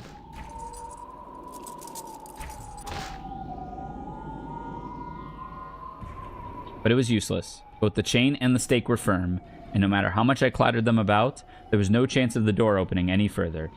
Even though I could see the pleasant hallway through the crack, I had no chance of opening the door any further. Maybe someone will come if I yell. Maybe the door can be opened easily from the outside. When I thought this, I tried to call out to someone, but I couldn't make the words come out. I could mouth, "Someone come here," but no voice left my lips. What's going on? Someone come. Why can't I cry out? Help me, help me, help me. The mere fact that I can't say help me out loud is even scarier. If I turn around, the witch gazing into the room from the darkness outside might be inside the room this time, standing right behind me. So he said he used to fall asleep at family conferences and was made to go sleep in another room. Wonder. I'm frightened. I'm scared. I'm scared. Someone help me. I can't get out. Let me out of this room. Help me. I'm scared. Let me out. Let me out. Help me. Oh. Is it the other way around? Was Battler the one locked in Kuidorian and Beatrice was his imaginary friend? Sounds like they've arrived, lady. Huh? Oh. Amakusa ran in. Oh my god, Amakusa, hi. For an instant, I awoke from the doze I'd just been in. I glared at Amakusa for waking me up in such a creepy way, but he just pretended to not notice. Where was this? It feels like a parlor in some dignified person's house, but I have no memory of this place at all. Where is this? And why am I... You're still half asleep, lady. Yeah, sorry. Where are we? Apparently, he hadn't expected me to forget something like this just because I wasn't fully awake yet. For once, I agreed with him. Why am I in some parlor that I don't recognize? The sound of the footsteps from the they Amakusa had mentioned had come right up to the opposite side of the door. I could hear conversing voices. Is that a woman? Judging by the coffee and snacks laid out in front of me, I was the guest here. In that case, I'd better remember why I came. At least, who I'm coming to visit. Who am I? Ushimiya Anji. Who's the man standing behind me? Makusa Juza, the man who used to be my guard long ago. He's now the bodyguard Okanogi assisted to me. In that case, is this after Aunt Ava's death? When I've thrown off my pursuers? On that journey to find out what happened 12 years ago? Is that how it went? Do I really have a memory like this? I wonder if Balor was kept in Kuidorian. Beatrice was his imaginary friend, and he wanted revenge on the family for locking him up like that. After a knock, the door opened, and the person I must have come here to meet entered along with an assistant. Oh, wonderful. Even after seeing her face, I can't remember who she is. Our sincere apologies for keeping you waiting. Hachijo Toya is here. That's a relief. The assistant introduced her to me first, and I finally remembered who she was. She? I thought it was a he. Excuse me, but are you...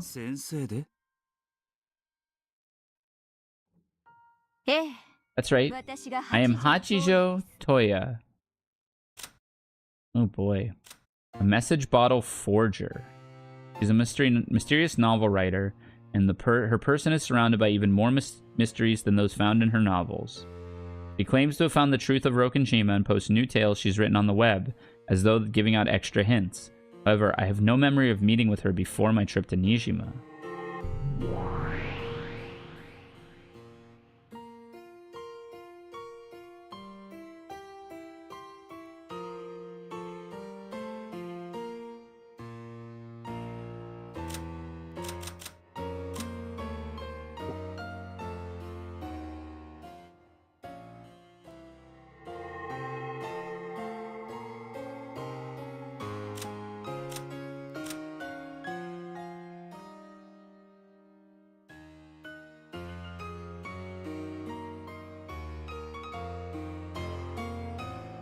What the hell? Well, you know what it is. You've read this. Okay, these are all the same.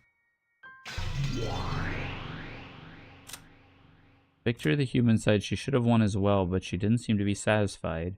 It appears that she's less concerned with who actually wins and cares more about how brutal the end might be reached.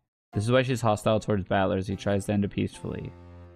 And why she's trying to use Erica to ruin his final game. Battler's sprite is dressed like Slayer. Hold on, I gotta read all this. Because the end of the game is now ensured by the victory of the human side, she no longer stands in opposition to anyone. As a previous game master, she also knows the truth and has taken a position of non-interference. Now she's simply acting as an observer and enjoying the way her beloved Burn's face contorts itself. The Witch of Truth, provisionally, is also the detective and the one who calls herself... Oh my god, stop. Who participates in Battler's game as a player for the human side. She possesses several skills that qualify her to call herself a detective. Okay. She has Nox on her side. Who has these two? Okay. Battler has this under his disposal. We knew that. Okay, we knew that. The goats.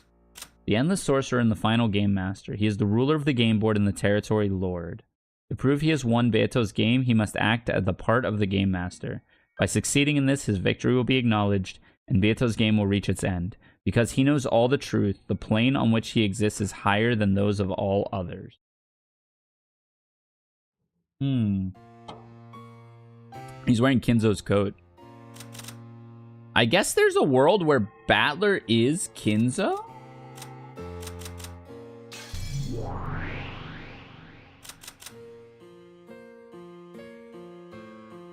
There's no way, though. Like, that wouldn't make any sense.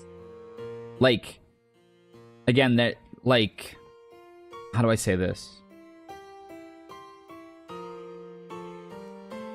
Because Battler...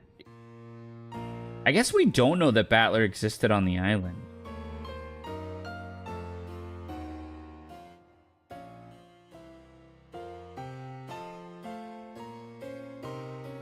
I mean, it kind of lends itself to it, right? Wherein, you know, by wearing this coat, that's Kinzo's coat. He's the game master. He's the endless sorcerer. He's the one that's all powerful here. He's the one above all else. Almost like he's the storyteller.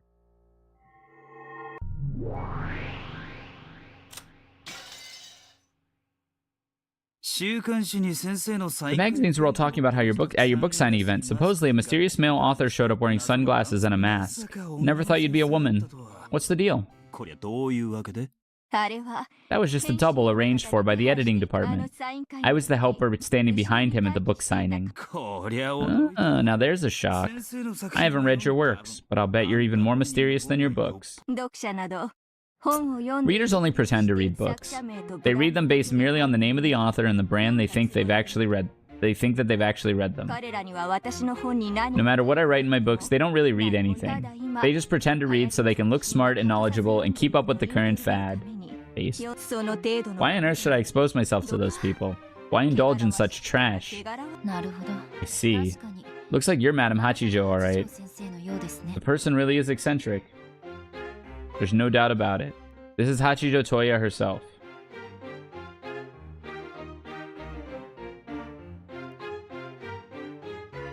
Hachijo Toya is a mysterious novel who's become the center of discussion lately.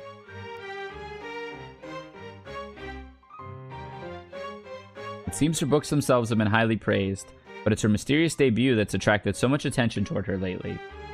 Last year, she managed to win several different awards for exceptional mystery novels offered by multiple large publishing companies, submitting each of her works under a different pen name. And after that, several highly rated anonymous works were discovered, one after another, to have been stories she had written in the past under false names. And her popularity soared as she herself became more mysterious than her books. Despite all this, the author herself never appeared in public, and everything about her was wrapped in a veil of secrecy. However, just a few days ago, this author finally made a public appearance for a book signing, showing up with a mask that covered his face and drawing even more public attention. And yet, apparently, even that had been a fake. Given this person's radically unconventional track record, it was hardly a surprise to hear her casually insult her fans like this. I know quite a lot about you too, Ushimiya Anchi. The talk shows have been saying all sorts of things. I'm sure you've heard nothing good. Yeah, nothing good at all. Apparently you employ and fire people on a whim. Try to resolve everything with money, and care nothing for the law as long as you get your way. Yep, sounds about right.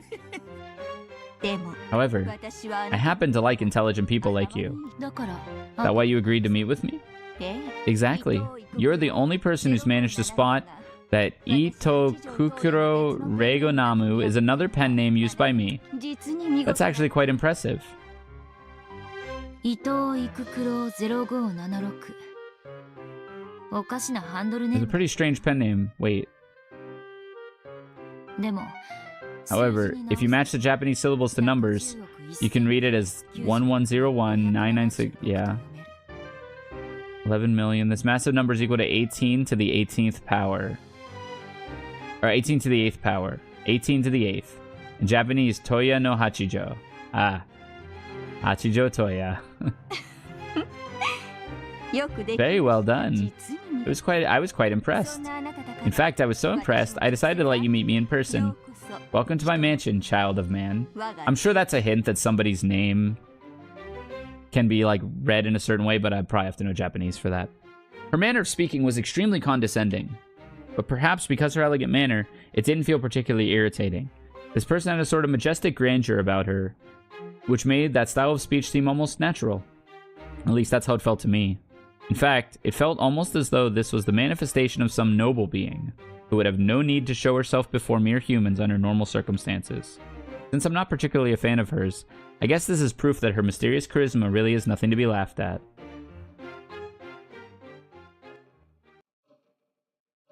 However, I didn't come here to talk to Hachijo Toya, the mystery novelist. I'm interested in the mysterious web author who only releases her works over the internet. Around the Japanese parts of the internet, Itoi Kukuro is an extremely famous witch hunter. However, she isn't a big opinion leader like Professor Utsuki. She's one of those message bottle forgers who are always the center of vigorous debate. Message bottle forgers are, as the name suggests, people who forge and post the contents of what purport to be mysterious message bottles detailing the events of the Rokonjima incident. They claim to have discovered a new message bottle, and post either a very similar counterfeit story, or a new theory with their own interpretation of the truth, all of which are supposedly written by Ushiromiya Maria. In doing so, they openly take the name Ushiromiya Maria, writing up new bizarre tales as if they'd been present themselves and knew the truth. They then send these stories out into the newest seed discovered by humankind, the internet, claiming that it's a third or fourth message bottle. All of the first forgers were either simple pranksters or crooks trying to swindle collectors. Eventually, though, people who claimed to have solved the riddles of the message bottle tales and reached the truth started to appear. And they started creating original works of their own, third and fourth message bottles from Ushiromiya Maria, as though they had moved over to the riddle teller side. These people rewrote the tale of the witch with whatever interpretations they wanted, and every once in a while, parts of their theories would gain big followings on the net. Some of these creations grew to be so widely trusted that they were believed to contain some grain of truth. The more rigid witch hunters openly despised these people, calling them forgers, counterfeiters, or just witches. Though they claimed to have reached the truth, they refused to tell anyone and create fake message bottles as though testing everyone else. It was no surprise that more straight-laced witch hunters were seriously annoyed by these forgers. However, among those who simply liked to entertain themselves with the occult fantasy of Rokonjima, an extremely small number accepted these creations as literary works, glad of these additions to the mysterious tale. Itoi Kukuro was the most highly regarded of these forgers. End of the Golden Witch. End of the Golden Witch. I've read that one. That's one hell of a hobby you've got there, killing off other people's families however you like. That was episode 5, End of the Golden Witch. Did you come all the way here just to say that? I think not. Final descendant of the Ushiromiya family. In her latest forgery, End, she killed off 7 members of my family, at least during the actual story. Now, if you count Alliance and Banquet, the other forgeries she's made before now. Oh. Wait a minute. He's writing stories. Hold on.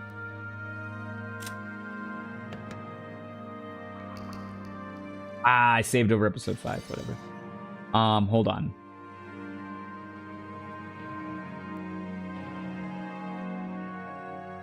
He wrote...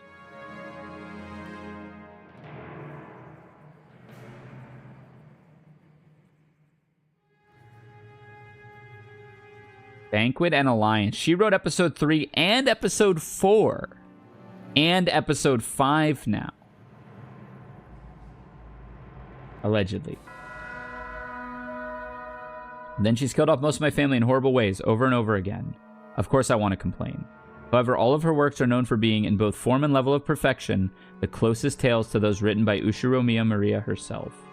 In particular, Itoi Kukuro's first forgery, Banquet of the Golden Witch, managed to fit everything, including Ushiromiya Eva's escape to Kuadorian. Banquet was third one. People wondered whether this might be a true story of Rokkenjima, and it even made it onto the talk shows. So far, all of these tales have been nothing more than electronic text on the web. That's funny. However, people will eventually realize that Ito Ikukuro is actually Hachijo Toya. When that happens, they'll become works of that bizarre Hachijo, and no one will think of them as mere fan creations. People will probably start wondering if this actually might be a third message bottle she found, and released under the guise of a story she herself wrote. So it's saying only episode 1 and 2, in theory, are not written by this woman.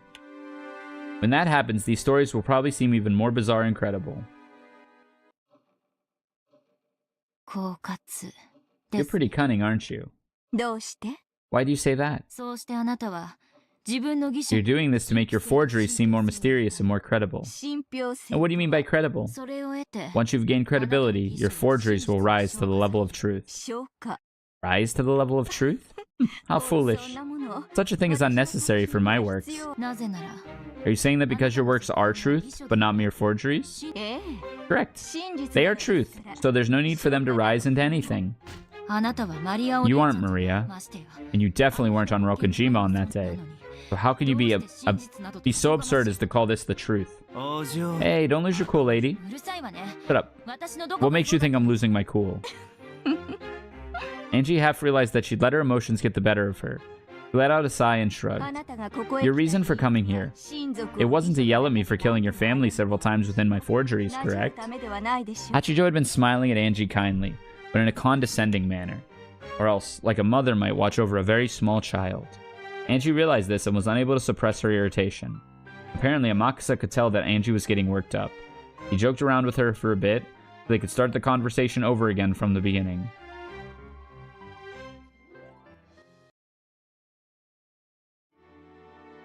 The thing you came here to hear, it's the truth that I've reached, is it not? Why are you so sure that you've reached the truth? Because I've understood all of the tales. And I'm asking, why are you so sure about that? Do you think the sun ever revolved around the earth? Hachijo suddenly started talking about the Ptolemaic theory.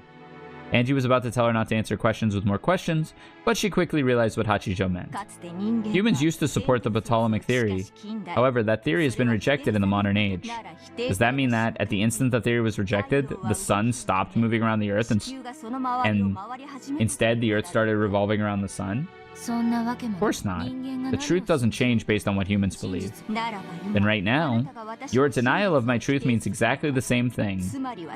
The idea of heliocentrism was proposed by several scholars before Galileo. However, it was hard to objectively prove that theory using scientific techniques available at the time. Even so, that didn't change what the truth was. And yet, it moves. So you're saying the truth is still the truth whether you can prove it or not? Correct. In the future, when the full truth finally becomes known, people will look back and realize that I had already discovered it. Apparently, Angie just couldn't stand Hachijo's attitude. She kept getting irritated, and every time, Amakusa would joke around until she settled down again. However, there could be no mistake that Hachijo was a genius, and had used her extraordinary intuition to form a most interesting outlook on the events that occurred on that island. That was why Angie had wanted to contact Ito Ikukuro and hear her views.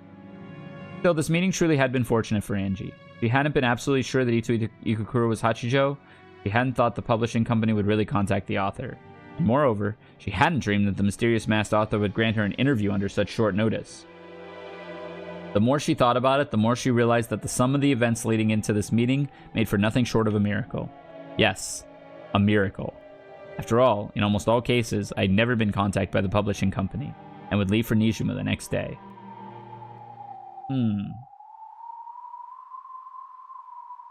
I'd leave for Nijima, then go on to Rokkenjima. And then give One-chan a Sakutaro stuffed animal. Huh? Why a Sakutaro stuffed animal?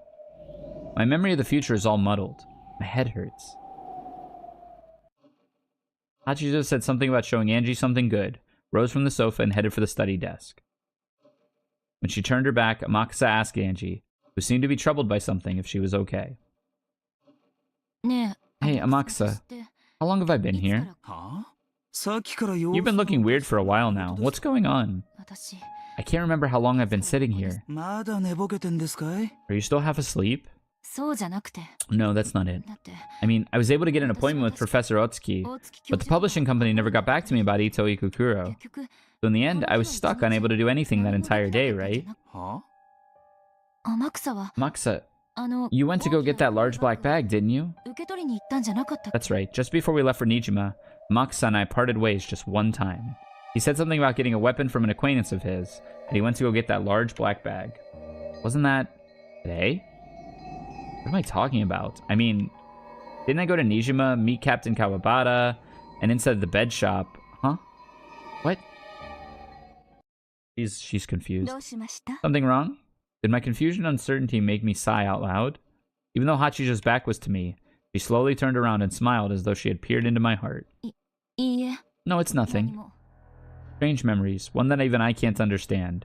I tried to hide my confusion, but for some reason, Hachijo had a strange glint in her eyes, as though she could read my mind. 私は何冊も I have revived and killed your family several times, within various forgeries, まるで almost like a witch might, 好きなだけ蘇らせ reviving and killing them whenever you like, endlessly. まるで Sounds almost like Beatrice, doesn't it? ええ Yes, it does. だから私 So は please follow the lead of all those people on the 魔 web, 女なのかと and consider the possibility that I might be a witch. She took a thickly packed brown envelope out of a locked drawer. Something happened. Yeah, they saw something inside the bed shop, and they never told us what she saw. It appeared to be filled to the brim with printer paper. Perhaps this was a manuscript for one of her works. The neat letters written in a fountain pen on the envelope spelled out the word Dawn. There was no forgery by the name of Dawn. It must mean Angie could tell. This was a new one. Hachijo's newest unreleased forgery. Dawn of the Golden Witch. Is this character a self-insert for the author? What's the author's name of this?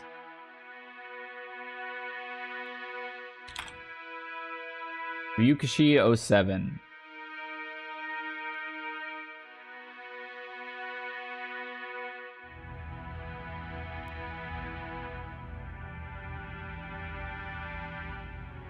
However, I don't dislike letting ignorant read my works and see what kind of reactions they have, and so I want you to read it. You want me to read your newest work, which you've created as the new Endless Witch?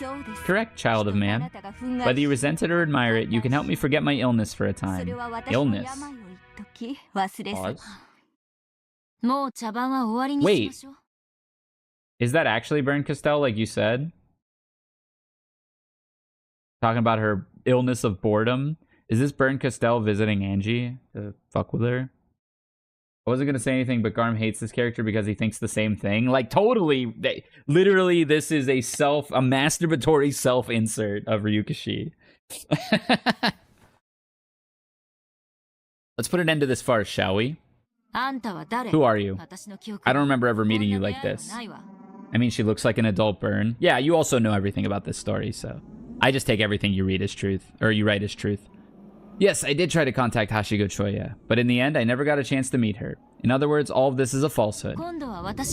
Whose piece am I this time? Sorry, but if you think you can tame Ushimi and Angie so easily, you're making a big mistake. Yes, I hope you'd be this interesting. She finally couldn't hold it back and burst out laughing. Gradually, the space around them seemed to be filled with a strange purple mist. The room itself seemed to twist and bend. Bringing her back. Her figure also twisted, and after something that couldn't be described elapsed, her form changed to become just what she had called herself, a witch. Whoa.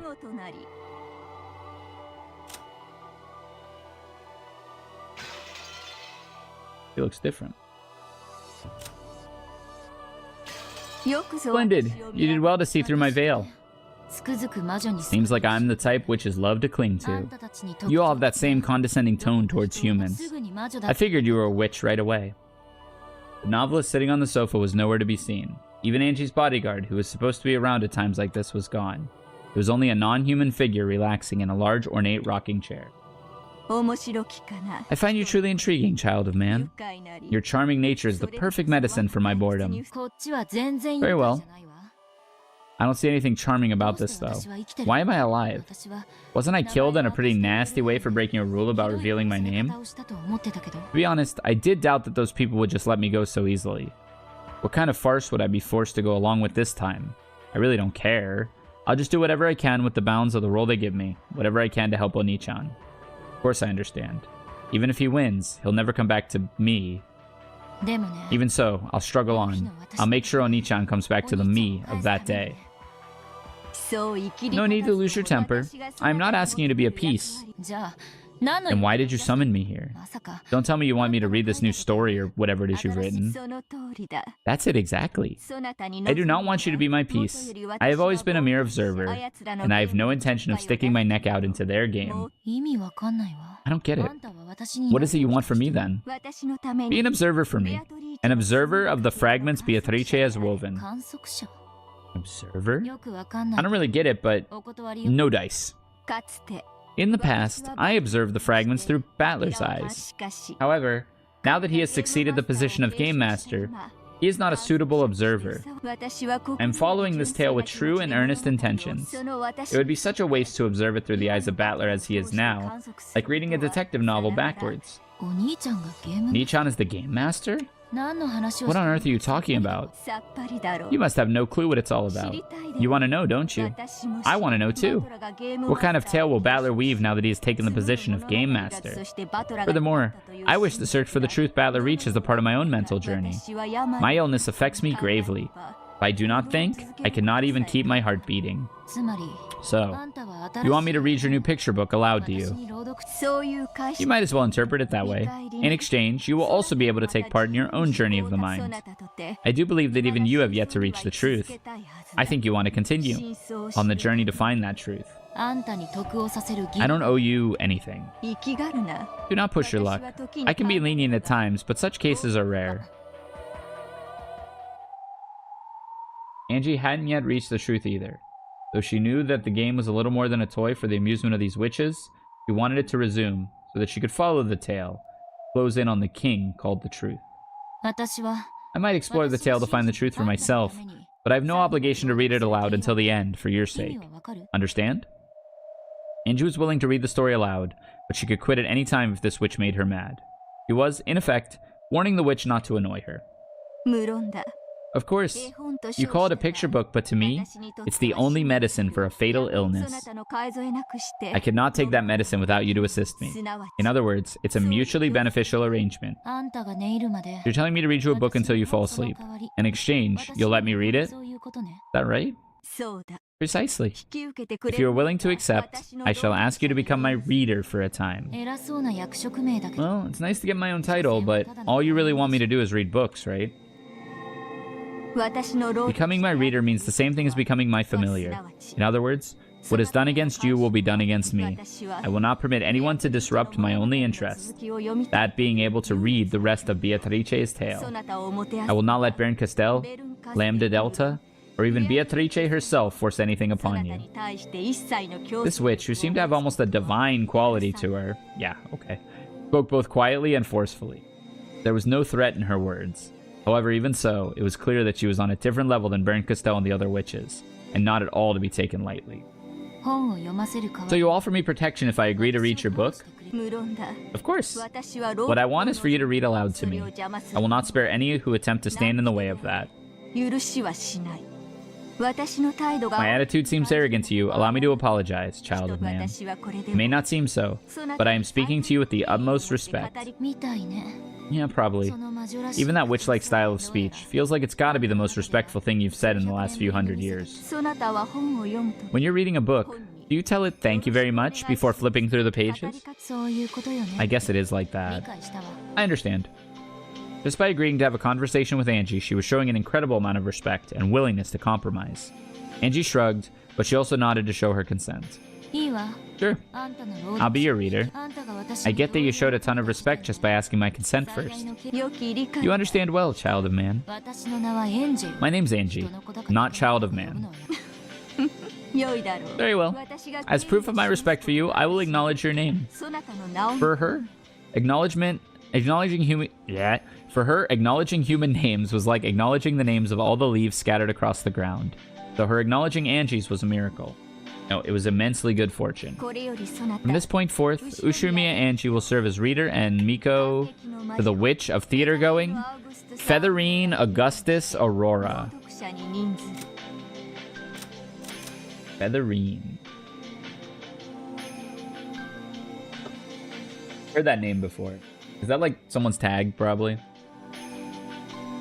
She is tired of life after 1,000 years of constant quest, cycle of life and death. In the past, she served as master for several games as a legendary witch, but her legend, glory, and memory have already disappeared into the past and have been forgotten. Only a solemn medal she wears on her chest contains those memories. A horseshoe-shaped object floating around her head in memory is a memory aid device. It records her name, appearance, and other aspects of her personality. She is sold that she would not be able to preserve her own individuality without this. Hey, this was Pinku. Pinku was Featherine. That's right.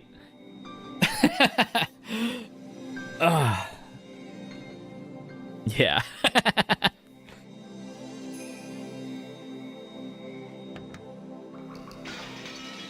Till you finish reading, I shall bring calamity to all those who attempt to hinder your task.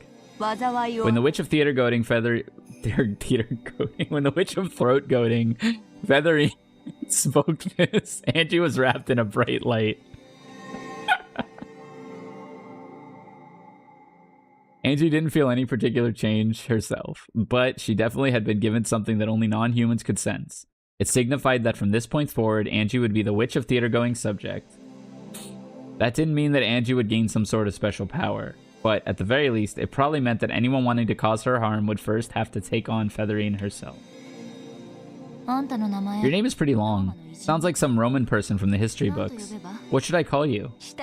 Those not familiar with me call me Augustus Aurora. After all the respect you've shown me, it's only fitting that I respond in kind. I'll call you Featherine. Any problems? None at all. For an ailing witch such as myself, even being called by my first name will be an experience to be treasured and pondered over, child of man. I have a name. Angie. Even conversations like this are pleasant every once in a while. Angie, my Miko. Angie accepted her role. She would observe the story with the witch of theater going. The curtain was rising on the 6th table. We'll do one more chapter tonight.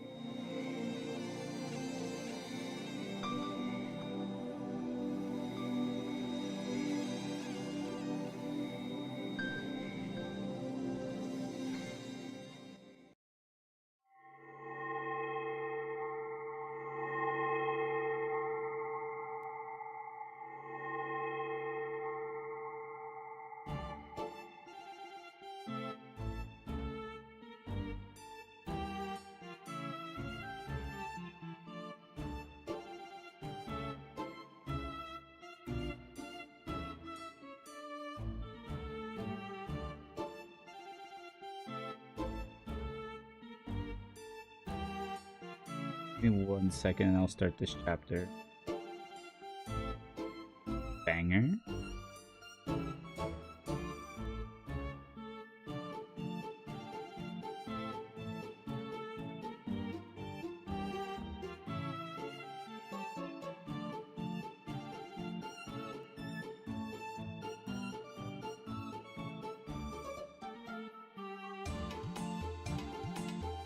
At one time, only Beto and her fellow witches had gathered in the smoking room to chat. Now, however, an unusually large number of people were present. I wonder what kind of game Battler's going to show us. I don't care what it is, as long as it's fun enough to relieve my boredom as I crush it. Leave everything to me, Master. I will perform to my fullest and give you the results you desire. You better. I keep making strange faces all last game, thanks to you. I hope you don't start getting wrinkles from all that. Or I hope I don't start getting wrinkles from all that. There's no need to worry. The beauty of my master's face is without peer, no matter how wrinkly it may get.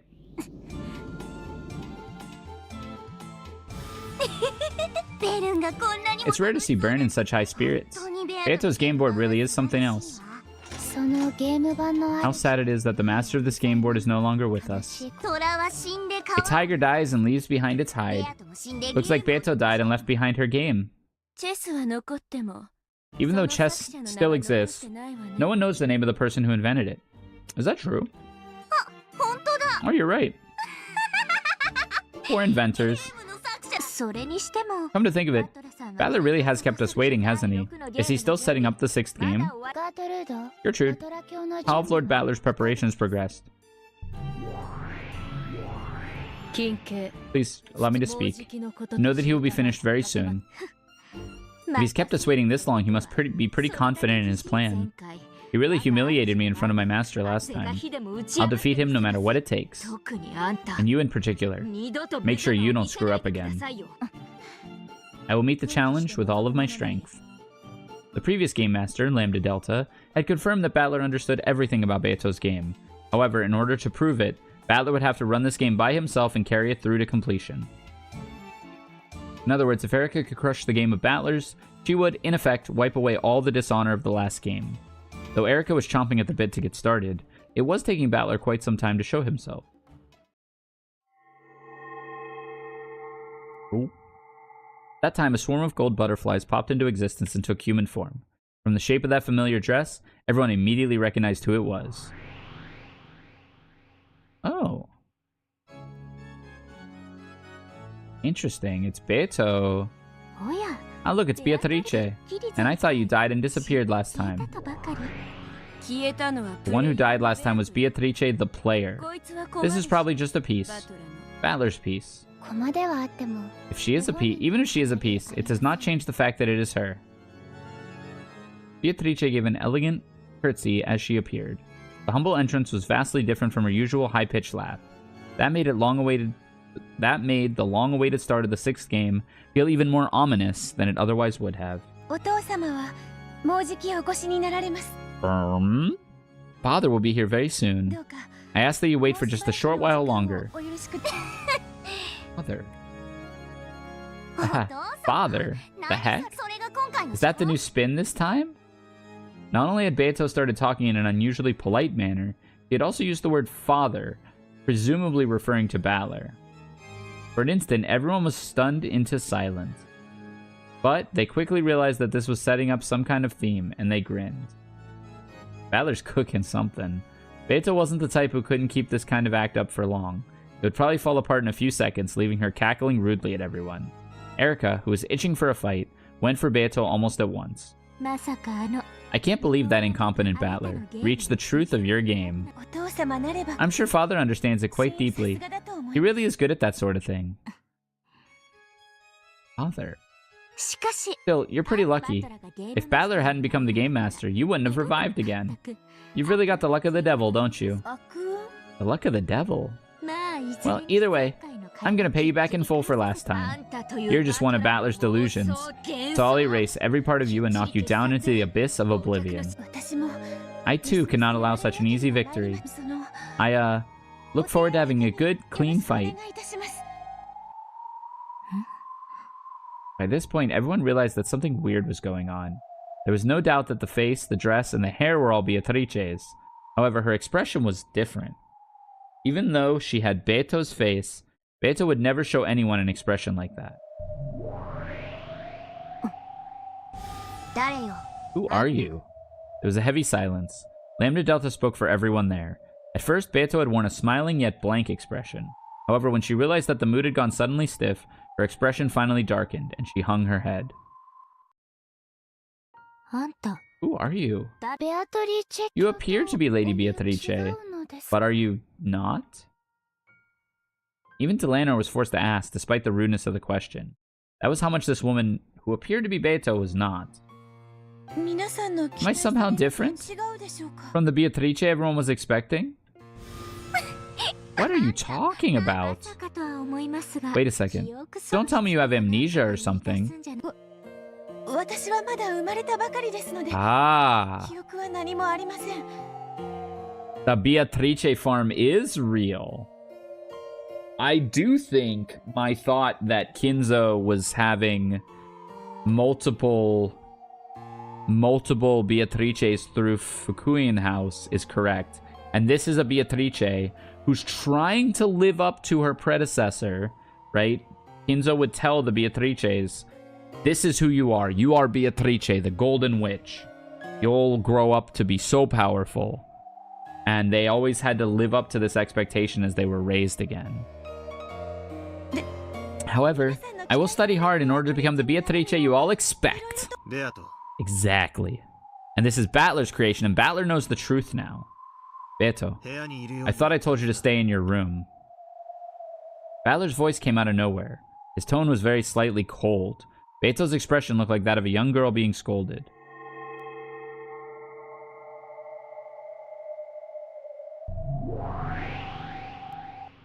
With a swirl of gold butterflies, Battler appeared. His dignified bearing and appearance were fitting for the ruler of this game. However, his expression was gloomy, and his gaze was directed at Beto. Go back to your room. You aren't supposed to be here. I just wanted to help you however I could, Father. This was literally what Kinzo did with the Beatrices in Kuodorian, I think. Go to your room.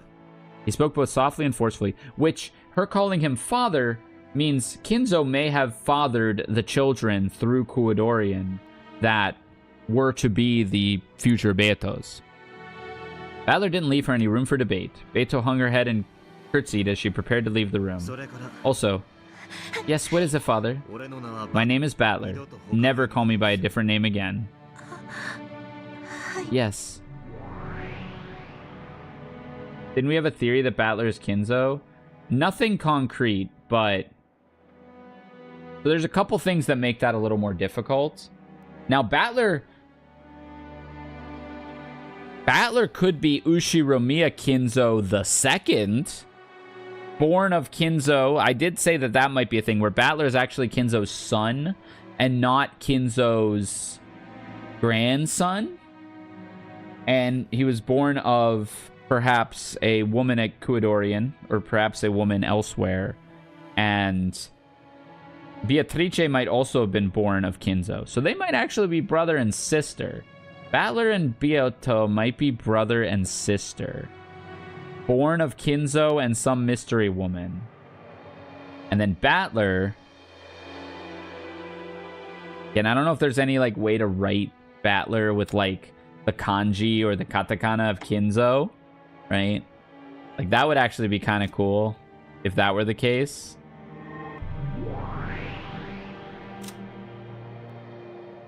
This is just Battler, though. This is just Battler. Batora. This is Ushiromiya Battler.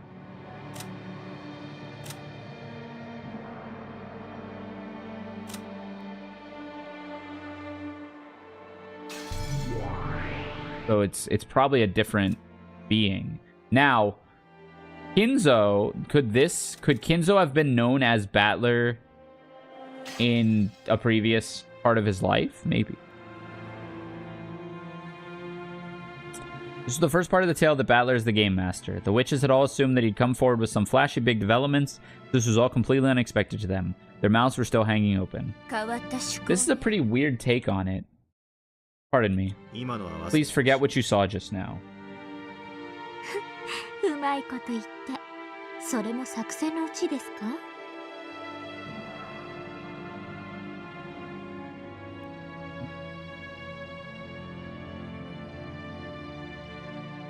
Playing dumb, but this is all just part of your plan, isn't it?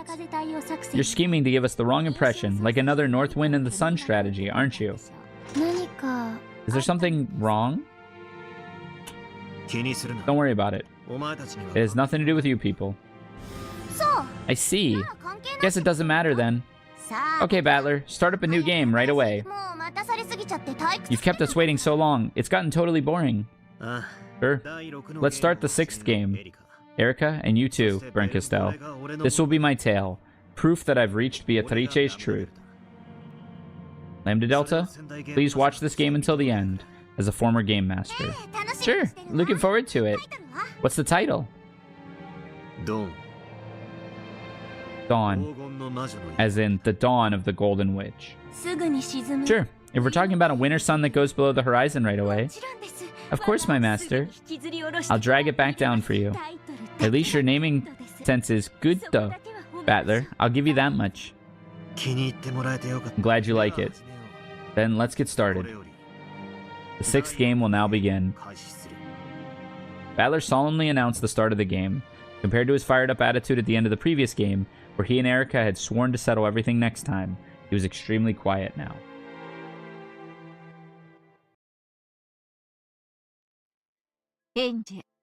Angie. Beato seems to have changed a lot.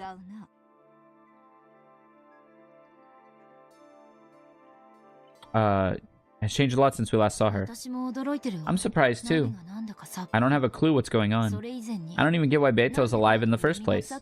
I just finished reading it a second ago, but at the end of the previous tale, didn't she die just before Battler reached the truth? There are 2 kinds of death in this world. One of them is when a piece is taken from a game board. Such a death exists only within the bounds of the game, and these lives can revive over and over again each time a new game begins.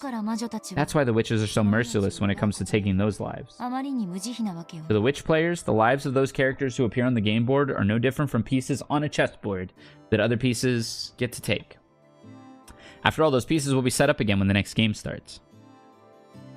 Maria Sakataro is a prime example of these. Sakataro is Oni-chan's piece? Yeah, that makes sense. In the game board that represents the inside of Oni-chan's head, Sakataro certainly does exist.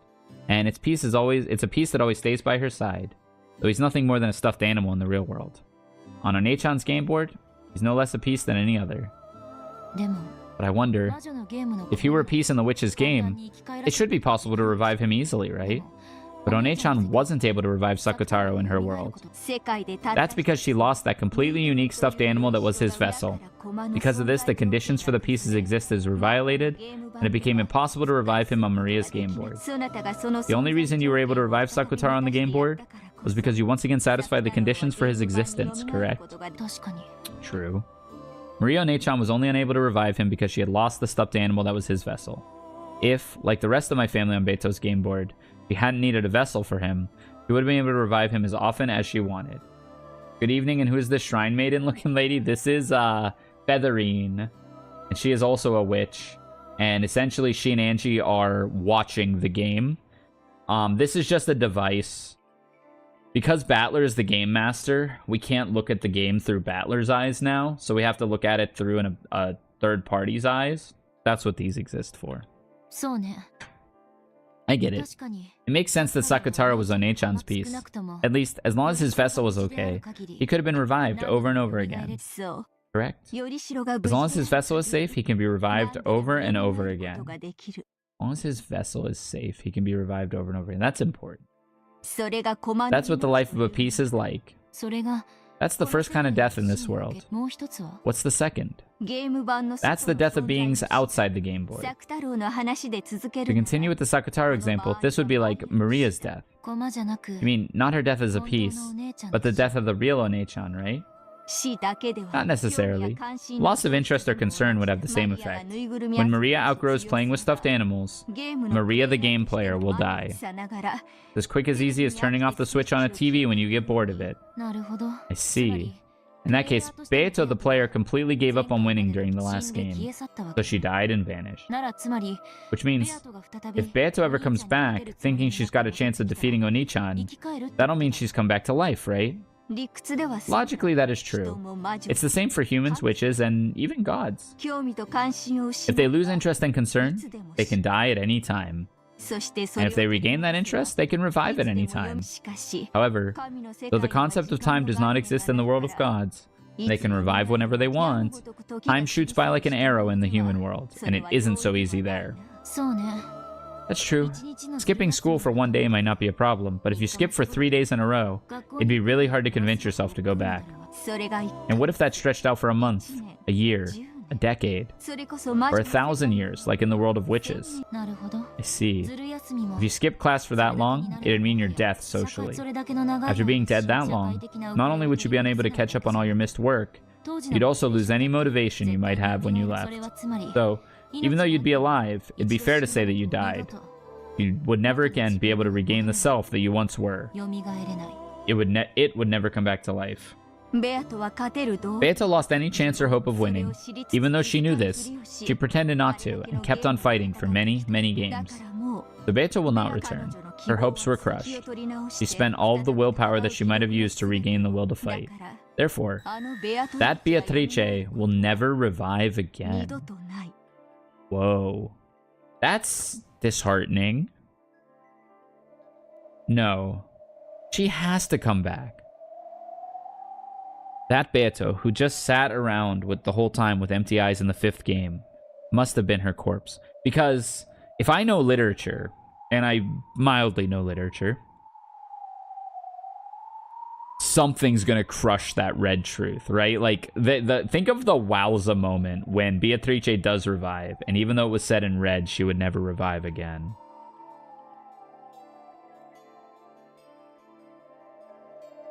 He managed to remain on the game board despite it all. But then even that corpse was wiped away. She's gotta come back. She's the main character. Beto had been the game master at that time instead of Lambda Delta. The game board itself would have vanished at that moment, and everything would have ended. Come to think of it, Beto started to lose the will to fight back near the end of the 4th game. When Beto loses her will to fight, the world of this game disappears. However, the witches wanted to keep playing in this game board world. The Lambda Delta bound Beto in place with that cursed shackle. Yakia Weboki. She used that shackle to fix the game board in place and prevent it from disappearing, even if Beto did lose the will to fight. In chess, this would be the equivalent of removing the set time limit for each turn, making it endless. However, simply having the game endlessly paused on Beto's turn would cause the witches to die from their illness of boredom. That's why Lambda Delta took the position of Game Master. Starting then, Beto's existence was no longer one of the conditions necessary for the game's existence. That's probably why the shackles binding her to the game board were...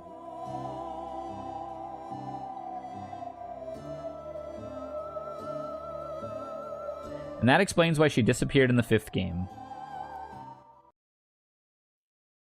お兄ちゃんは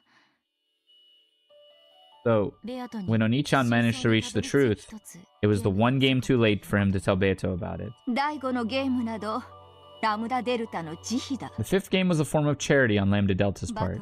She merely showed Battler some mercy as the Witch of Certainty, acknowledging his strong desire to reach the truth no matter what. 何が慈悲よ How can you call that ただ charity? の魔女たち It's just those fickle witches killing time. 話を戻す Let us get back to the point. じゃあ So, あのおかしな that means this weird Beto isn't the player 駒 Beto. のベアトという She's just a piece. そうだ True. だったら If that is the case, she should eventually become the Beto everyone バ knows. トラもそう I imagine that is the Beto that Battler wants. ぬいぐるみじゃ嫌だった You mean he wasn't satisfied with just a doll? When playing with dolls, one can project the personality they most desire onto the doll. Feathering's VA is Arachne from Soul Eater, Riza from FNA, and Chun-Li. Oh, sick. However, since you are acting out their part, nothing unexpected can ever happen. You cannot hope for any unanticipated happiness. In the human world, there is nothing so boring as a pre-established harmony. That's why, though a doll can become a person's best friend in the world, people eventually get bored and outgrow them. Oni-chan only wants the real Beto. He couldn't bear having a doll that only acted like her. バトラの駒 A Beto born as Battler's piece would probably move according to Battler's wishes. 駒なんだから当然だわ That's only natural for a piece. Pieces move however their players tell them そ to, して and they can't do anything 一 else. 切お兄ちゃんが I see what it is Oni-chan wants. じゃあ So, このお what's up with this weird 何 Beto? 者なのバトラは Battler might be trying to revive her in the truest sense.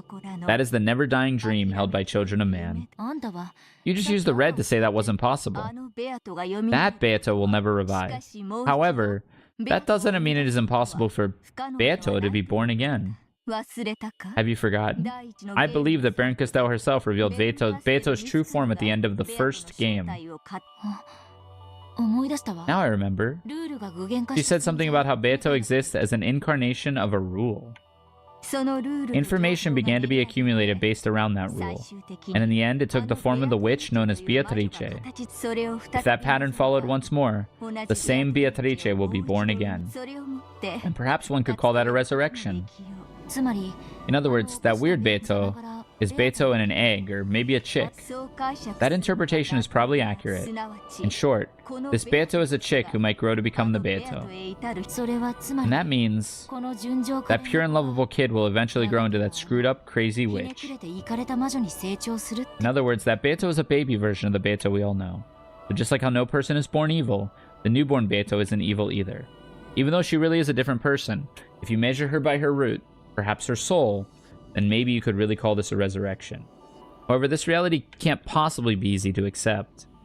Though she may technically be Beto herself, she is also, without a doubt, a different person. And that's why she acts. And that way she acts would make anyone feel as though something's out of place. How entertaining. Hearing you read aloud is far from boring. I doubt you even need someone to read aloud for you. It looks like you already know everything. I only reached that thought because I am engaged in a conversation with you. My thoughts are more numerous than the stars in the sky. I only appear to know everything to a child of man like you. However, without you here, I am nothing but a weak, sickly person without even the power to think. If you just said that in the first place, I would have agreed to read for you a lot more easily. My mood just happened to improve. Don't get an overswelled impression of yourself. Your life means less to me than a leaf one is lost after using it as a bookmark. Please keep reading already. Is that pretty much what you're trying to say? Okay. Far from boring. You really do make an excellent Miko. Featherine rocked back in her rocking chair and looked up at the ceiling, laughing as though the conversation itself was pleasant for her. Angie was slowly figuring out how to deal with this strange witch. The person was also bored. It's not uncommon for a sick person, who's bored from being bedridden for a long time, to start acting rebellious. On the other hand, they can also get a little bored of being treated kindly all the time. She may want to be shown respect for her superiority, but it's probably more interesting to her when she's spoken to rudely. What a coincidence. That's exactly how I used to be.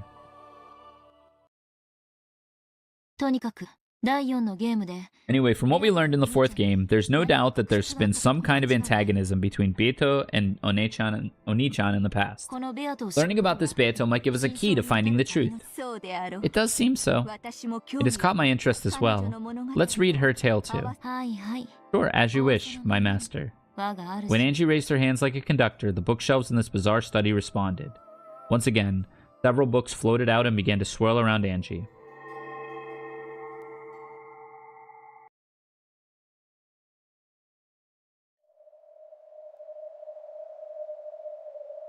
Kinzo's study is the room belonging to the master in the human world. So this study in the world of non-humans belonged to the master of the game board, and it was a place where he could look down upon the humans. Therefore, one could hardly be blamed for mistaking the imposing, be-robed man in the center of the study for Kinzo, if only for a second. But it wasn't Kinzo. This was Battler, the one who had taken up the position of Game Master, becoming the new territory lord of this world. Around Battler was a swirl of glowing fragments, sparkling like the night sky, and on the floor was what appeared to be a red magic circle. To an outsider, it would seem to be nothing more than an incomprehensible geometric shape, but to Battler, who stood at its center, it was the outline for a new tale. A new line grew across this magic circle, following Battler's gaze. Then, the instant it connected with a complicated symbol, the entire magic circle flashed brightly.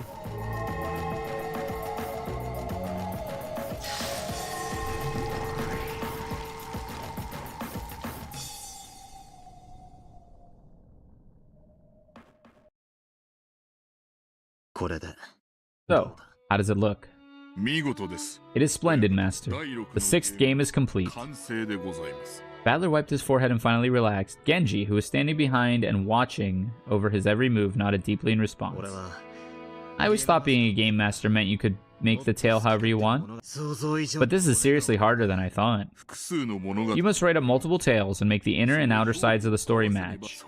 Though truly you have displayed such skill, it is hard to believe that this is your first time. I believe even Erika will be satisfied with this game. Well, hopefully it matches that great detective's tastes.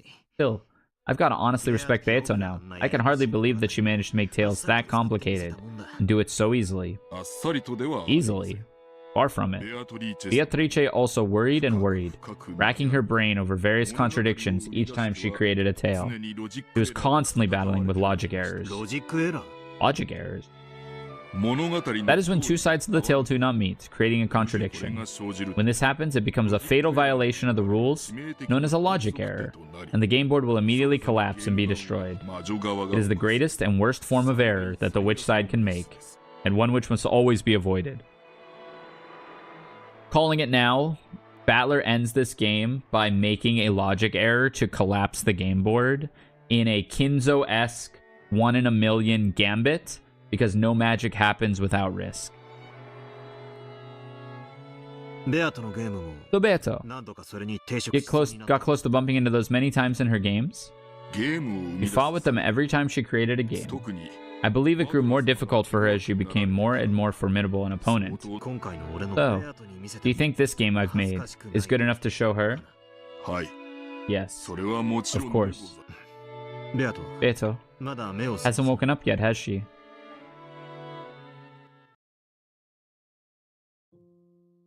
It's been a while since her body was formed as a personification of the rules. Is she still not awake?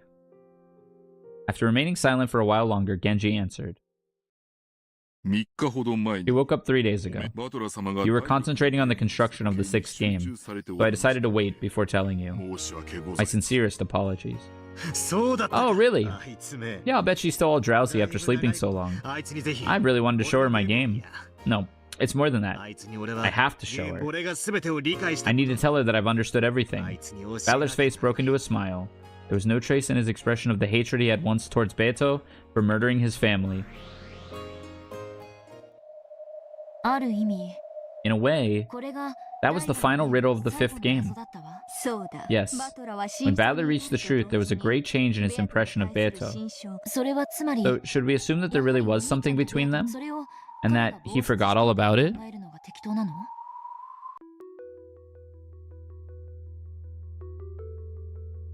However, Battler suspected this in the 4th game and asked Beto about it. According to the tale, this was denied by the Red Truth. 6 years ago, no person called Beatrice existed for Battler. Oh, I forgot about that. We can read this as saying that Beto did not exist 6 years ago, or it could simply mean that she had no connection to Battler at that time. However, either way, Battler did not revisit Rokkenjima at all for the next 6 years. October 4th, 1986 should have been the first time that they met. If so, why was there already some kind of antagonism between them? I don't have a clue what it means. That sin of Ushiromiya Battlers, which Beto took Battler to task for in the 4th game, might give us a clue. The result of that might have been Beatrice herself. The result of that might have been Beatrice herself. The result? The result of Onichan's sin was Beto? That almost sounds as though Onichan created the witch called Beatrice himself. Almost as though Beatrice was Battler's piece. Battler sinned 6 years ago. Because of that sin, people died. The one doing the killing was Beatrice. If you consider the possibility that everything is connected to Battler's sin 6 years ago, then the one who created Beatrice was Battler himself. I thought it sounded almost as though she was Battler's piece. That's right, she did say people died because of Battler's sin 6 years ago. Who could have died? I don't get it. Even if Onichan sinned in some way, his crime couldn't have been anything close to murder. If this huge massacre is in retaliation for what he did, then it's totally out of proportion. Beto killed our family. Dad, Mom, Onichan, everyone. I can't believe that Onichan's sin was anything deserving of that. The weight of a sin depends on the person measuring it. Even a sin so light that Battler might have forgotten could have been so serious to Beto that she hated him enough to massacre his whole family a full 6 years after the fact. Well, even if I find that a bit excessive, and more importantly, if she were a person like that, I would find it hard to accept that Battler would act so friendly towards her after discovering the truth. Featherine's observation was an interesting one. In a past game, Beto clearly said that Onichan's sin 6 years ago was the cause of this 2-day tragedy. Still don't know what kind of sin that was. However, he figured out what it was at the end of the 5th game, and he even apologized to her. even though she was the witch that massacred his entire family in retaliation for that sin of 6 years previous. Battler apologized to her. Of course, it was the player Battler who apologized, not the piece whose family had been murdered over and over again. Even so, Battler must have remembered something at the end of the last game that made him feel like apologizing. Does that mean the sin from 6 years ago is hidden somewhere in the tales we've seen so far? I have already formed a certain theory on that matter. Oh? Let's hear it. I can't tell you yet. I want to enjoy being the only one who knows the answer for a little while longer. Well then, I guess I'm done reading for you. Well, we can't have that, can we? Have some patience and read a bit further. My theory is still nothing more than a guess. Once I'm certain of it, I'll tell you. Okay, my master. I actually do want to hear what comes next after all. Just what kind of connection did Oni-chan and Beatrice have with each other? Understanding that will probably give a massive clue towards finding the truth of this world. After all, because he remembered that, he was able to reach the truth.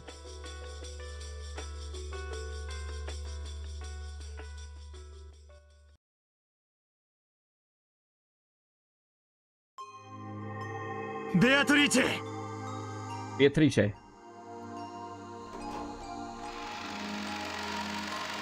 Welcome, master. Beatrice is waiting for you. This way, please. This place was a villa set aside for Beatrice's use. It was a sacred site for her only, built so she could spend her days without being affected by the outside world. This is Kuadorian.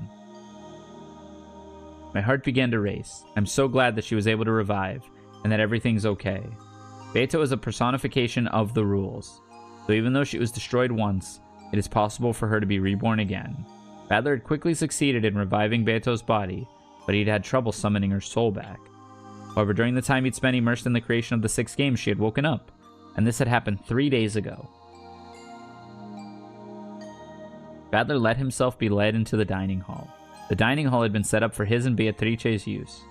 It existed so he could enjoy some black tea while having conversations that were only possible now that he had reached all of the truth.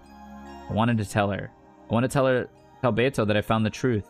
Battler couldn't hold back his excitement over his miracle he'd been granted. The miracle of Beato waiting for him in the dining hall to hear what he had to say. How is Beatrice? Same as usual? Is she doing well? Oh yes, she's doing quite well. She's been waiting for you all this time, master. Oh yes. So she's in the dining hall. Is she eating? Ah, that's okay, it doesn't matter. Oh, you'll be surprised. Oh no. Oh no. Dead. When he swung open the doors to the dining hall, Battler was greeted by a wonderful sight. Though the food laid out on the table wasn't particularly sensational, it was arranged beautifully, and a champagne bottle stood there waiting.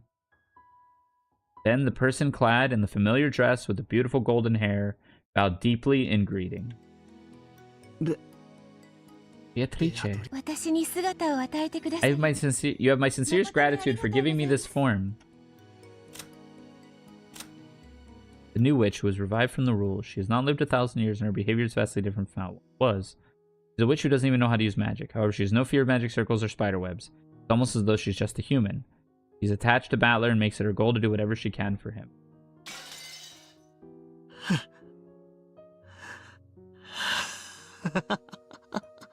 Come on, don't worry about that.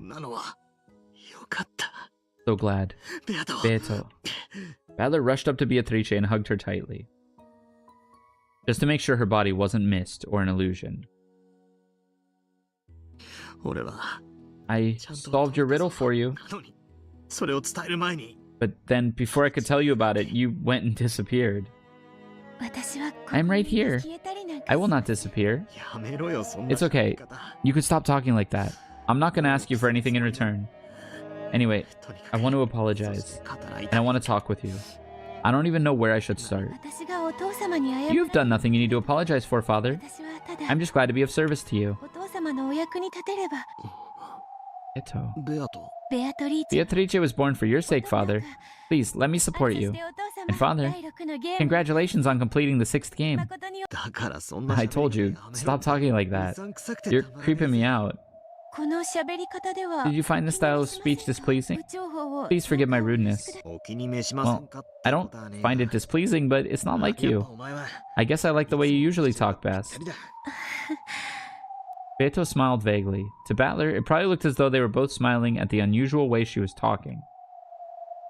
However, Beto's smile literally was vague and uncertain. After all, she didn't know how she was supposed to talk. それよりベアト Anyway, Beto, 一体これは just what kind of 何を joke 相 is 談 this? まさか Don't tell me the great Beatrice-sama decided to cook for me. 第6のゲームが Aw. 完成されました。 When I heard you had completed the 6th game, I wanted to see if I could prepare a modest reward to congratulate you. かと思いまして。 Beatrice really worked hard to make this. I didn't even need to lend a hand at all. No, I didn't.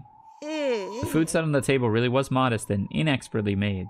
You could tell by looking at it that Beato, who wasn't particularly skilled with cooking, had given it her all. However, signs of discomfort and irritation were beginning to appear on Battler's face. どういう What's going on here? Well, as she said, Beatrice wishes to congratulate you. Sweat was starting to show up on Kumasawa's forehead. He was also feeling uneasy. When he noticed, Battler realized that it wasn't just his imagination. Beto turned her back to Battler and stuck a corkscrew into the champagne bottle.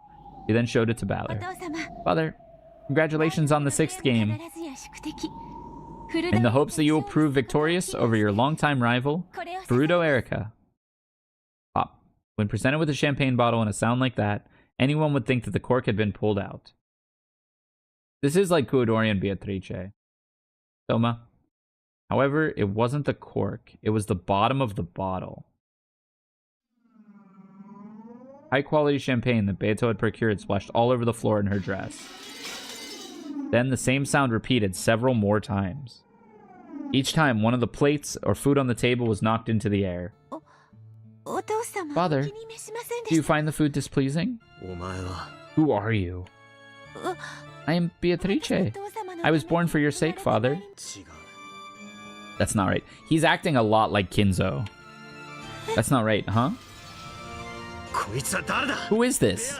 This isn't Beto. そして俺は And anyway, don't call me father. これはどういうことだ What's going on なん here? だこれは What is ベア this? トを蘇らせ Didn't I revive Beto? ゲンジ Genji, これはどういうことだ what's all this about? 恐れながら My apologies, but that is indeed Beatrice. そんな Are you kidding me? 俺のどこが How is this supposed to be Beto? 全然違う She's totally wrong. A fake. いいえ No, this is ゲ Beatrice-sama. ーム版のルール This is without a doubt Beatrice-sama, who was born in accordance with the rules of the game board. ご自身でございます He's become a mad sorcerer like Kinzo? Perhaps. Okay, here's a crackpot theory. This is Battler equals Kinzo, but in the way that this happened, Battler created, like, this is straight up time loop. This is Battler lived as Battler, became this Kinzo substitute, went back in time to when Kinzo was Battler's age, and essentially created everything that we know about. Knew how to take those risks in the business markets, knew where to find all that gold, knew how to leverage all that and become very wealthy, and actually became the old Kinzo that Battler, or maybe that old Kinzo never really existed, but somehow influenced the past, knowing everything he knew about Kinzo while he grew up, to recreate it and do it the same way. This is very much like, what's that movie? There's a movie where this happened. Somebody, oh, I think it's Interstellar, maybe. Battle Looper? Yeah. Interstellar's kind of like that, where the whole time, spoilers for a ancient, or 10, 15-year-old movie, I guess, but where Matthew McConaughey's character's daughter was always guided by a ghost. Like, the ghost would, like, show her different things around the house and help her. And then, turns out, his daughter grows up to be, like, one of the greatest scientific minds. That movie is so good. Interstellar is such a good movie. But his daughter grows up to be one of the greatest scientific minds that ever lived. And it turns out, you learn later in the movie, he got thrown into a black hole and sent back in time. But he couldn't tangibly interact with the world. So he was the ghost guiding his daughter to success. And essentially, he spent her whole life with her, but she never got to know him. And then he got to appear at the end of the movie again, because he got, like, untime warped. and he's like really young and she's like really old, and they have this like heartfelt reunion, and she's like, I knew it was you the whole time. It's such a good movie. Christopher Nolan doesn't miss. Go see Interstellar. That movie's so good. No, this isn't anything like Beto. Beto would always talk in that weird way and laugh rudely, and いいえ no, this is most certainly Beatrice herself. ベアトリー This is the human Beatrice that lived in Kuadorian. Then why is she talking like that? Why is she calling me father? Beatrice was only born a short while ago. It would be far too cruel to expect her to act as she once did so soon. Are you saying that her memory hasn't returned yet? 親方さん Master, 確かにこの this person truly is Beatrice. しかし However, she is not the Beatrice you know so well. どういう意味だ What are you talking about? I'm the game master, right? Why can't I revive Beto? Beatrice has revived. However, the old Beatrice lived for 1,000 years. 1000年を経られたベアトリーチェさん。 Does Badler have to repeat the incidents that made her Beatrice? Maybe. 一方、こちらのベアトリーチェ様 This Beatrice, on the other hand, was only born a short while ago. If she appears to be a different person, well, that just can't be helped. じゃあ Then how can I revive that Beto? 体はある Her body is right here. How can I revive her soul? 同じ1000年 If she lives the same 1,000-year life again, she should become the same Beatrice she was before. ベア Are you telling me to wait 1,000 years? A person's personality isn't decided solely by their 生まれ birth. ながらだけのものでは Get it twisted? Your entire life is dependent on the circumstances surrounding your birth? 変わります It can change drastically based on how they live and what they experience.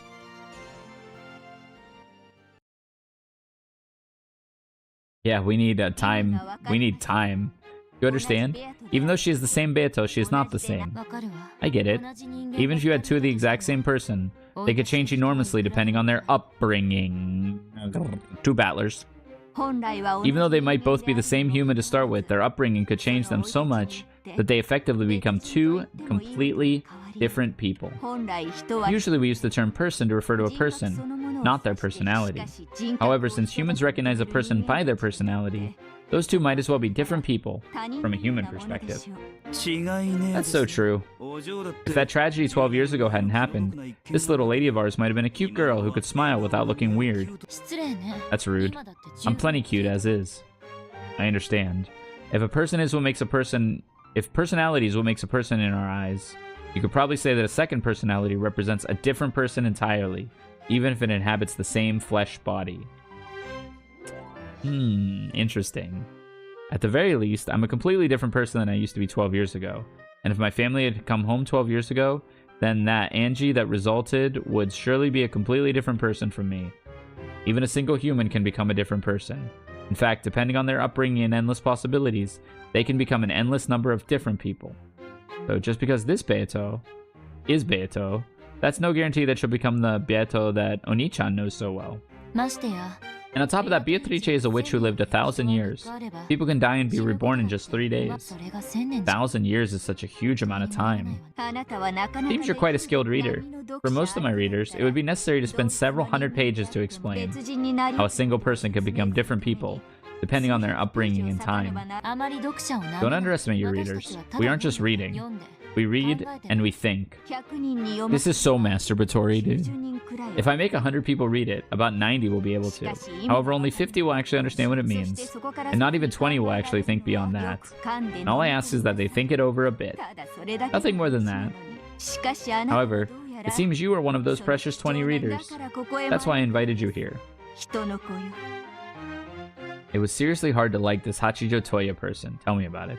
However, though this forgery she had written was still in its first stages, it definitely felt as though it contained something very similar to the tales in those message bottles. Speaking metaphorically, one might call it a scent. An indescribably unique and stern atmosphere, like a stuffy library. The Beatrice who wrote the message bottles and Hachijo Toyo are different people, and yet this has the same scent as that tale. I see. This is why some of those curious witch hunters are so intensely devoted to her. Their keen sense of smell was able to sniff out that familiar scent. Very well then. Please continue reading. There could be nothing more entertaining than watching your face as you glance over the words. That, and speaking with you. I guess it's true that writers are always striving starving for opinions of their works. でも申し訳ないけど However, sorry to disappoint you, I don't have time to read all the way through this thick manuscript. 私はあなたに More importantly, 時間なんて and yet, you have plenty of time. いくらでも But the second hand of the pendulum on the ornate clock behind Hachijo had been moving the whole time. However, absolutely no time had passed for a while now. Only about 3 minutes had gone by since the time she had entered the room. ね See? 時間なんて Time isn't one of your あな problems. たが読み終わるまで No sort of time will chase you away until you've finished reading. ああ、じゃあ Next page, lady, next 次 page. のページ Makusa badgered me to turn the page, so I returned to the world of the tale once more. Why does her tale have the same scent as Beatrice's? I wonder. Is it because she actually has reached the truth, as she claims? Does this mean that anyone who knows the truth could create an endless number of message bottles? Is that how the Catbox world works? See, I guess she might as well be. She might also be an endless witch. In fact, maybe anyone who knows the truth can become an endless witch. An endless tale created by the endless witches. The 2 days starting October 4th, 1986, where my family is being toyed with endlessly. I have to end it. I have to find a hint of the truth from within this story and end this endless tale.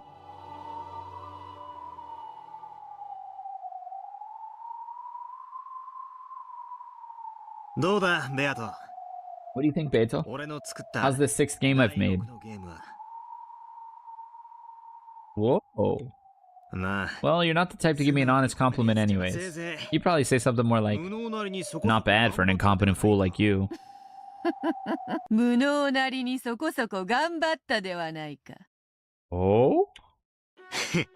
ゲームマスター Now that I've seen what it's like to be a game master, it's pretty clear. お前も毎 I 回 wasn't the only one who had it rough 随分 each 苦労 and し every てや game. ったんだってなゲームを作 Creating a る game の is は far from easy. I certainly never expected us to recognize each other's efforts like this. ゲームを作るのは楽。 Creating a game is far from easy. I certainly never expected us to recognize each other's efforts like oh, he's just repeating what he's saying. All wrong. こんなのは This isn't Beto. ベアトじゃない Battler slammed hard on the desk, but the piece Beto showed no reaction. After all, Battler hadn't ordered her to react. It would be easy to revive that Beto as a piece. However, it would only move according to Battler's wishes. Having a conversation with it was no different from talking to yourself. The Game Master could summon any kind of piece. He could move these pieces in any way he wanted. Reigning is an absolute god. However, for that very reason, they were just pieces. That made it unbelievably lonely and sad. お前はたく You さん created many kinds of furniture, as well as several tales in the past. 俺はそれを見 When I saw that, I was sure you were having a great time doing it. さだが違う But that's all wrong. お前は You were unbelievably lonely. お前にとって It must have been such a relief for you, having an opponent like me who could actually go against you. 今の俺には Yep, I'm painfully aware of that now. That weird, polite Beto really was お you, 前なんだろうな wasn't she? 千年前 The way you were 1,000 years ago. Beto is such a tragic character, 別人だ and yet she's a different person. お前の The 姿 way she looks just like you is what I really can't get over. Can't stand it. しかし However, she isn't a piece, 駒ではない so she can go against my will. コマのお前なん That Beto is much more alive than a piece like そ you. れは認める I get that. だが違う But it's all あれは wrong. お前じゃない That isn't you. お前の生き別れ She's a completely separate person, like a long lost little sister or something. だからむしろ That's why どうしても I just can't accept her. Much as he hated the piece version of Beto, Badler felt an even stronger dislike for the chick Beto. Even after a whole 1,000 years, she still wouldn't become the original Beto. Even if she were ordered to act like the original Beto, it would just be an imitation. It was a very similar but separate person, and definitely not Beto herself. So, in the previous game, Beto really did disappear for all eternity. Even after becoming the Game Master, there was no way to revive her. 笑えよ Laugh. ブザ Laugh at how pathetic I am.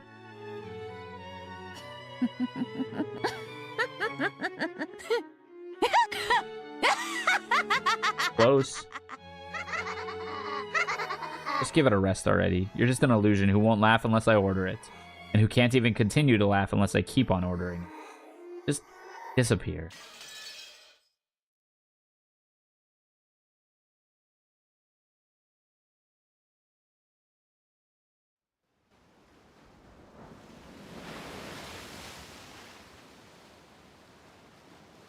Wow.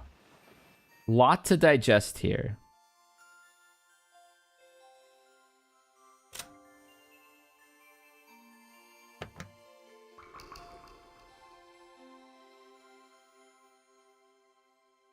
We got a lot to talk about. Not talk about. A lot to think about, chat. Let me just really quickly... Because Baron Castell said at the end of the first game, which would have been the question mark Tea Party, because that was the only place Baron Castell appeared. She would have said something. She said something about what Beato was. Dere Beato? Sweet. Peace Beato.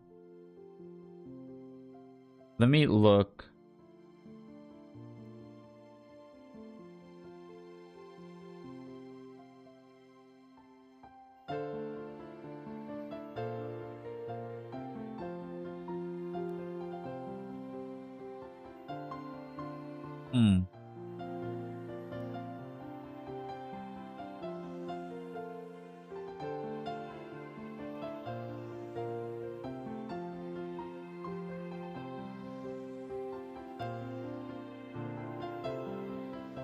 Thanks for streaming. Yep, we'll be back tomorrow.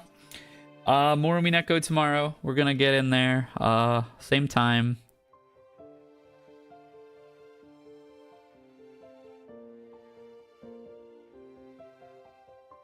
I'm just reading something really quick.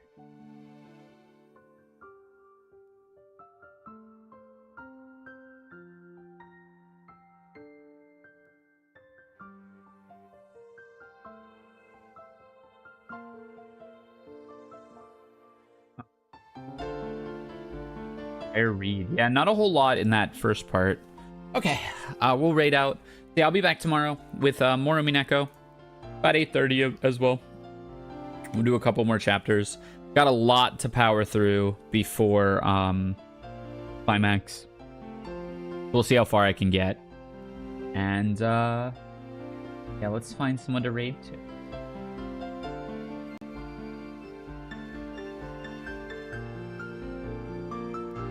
Thanks for the stream. Yeah, thanks for hanging out. I hope it was fun.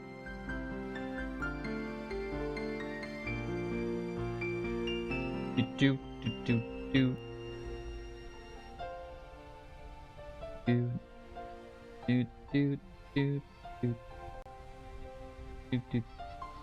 I'll raid into Doobie.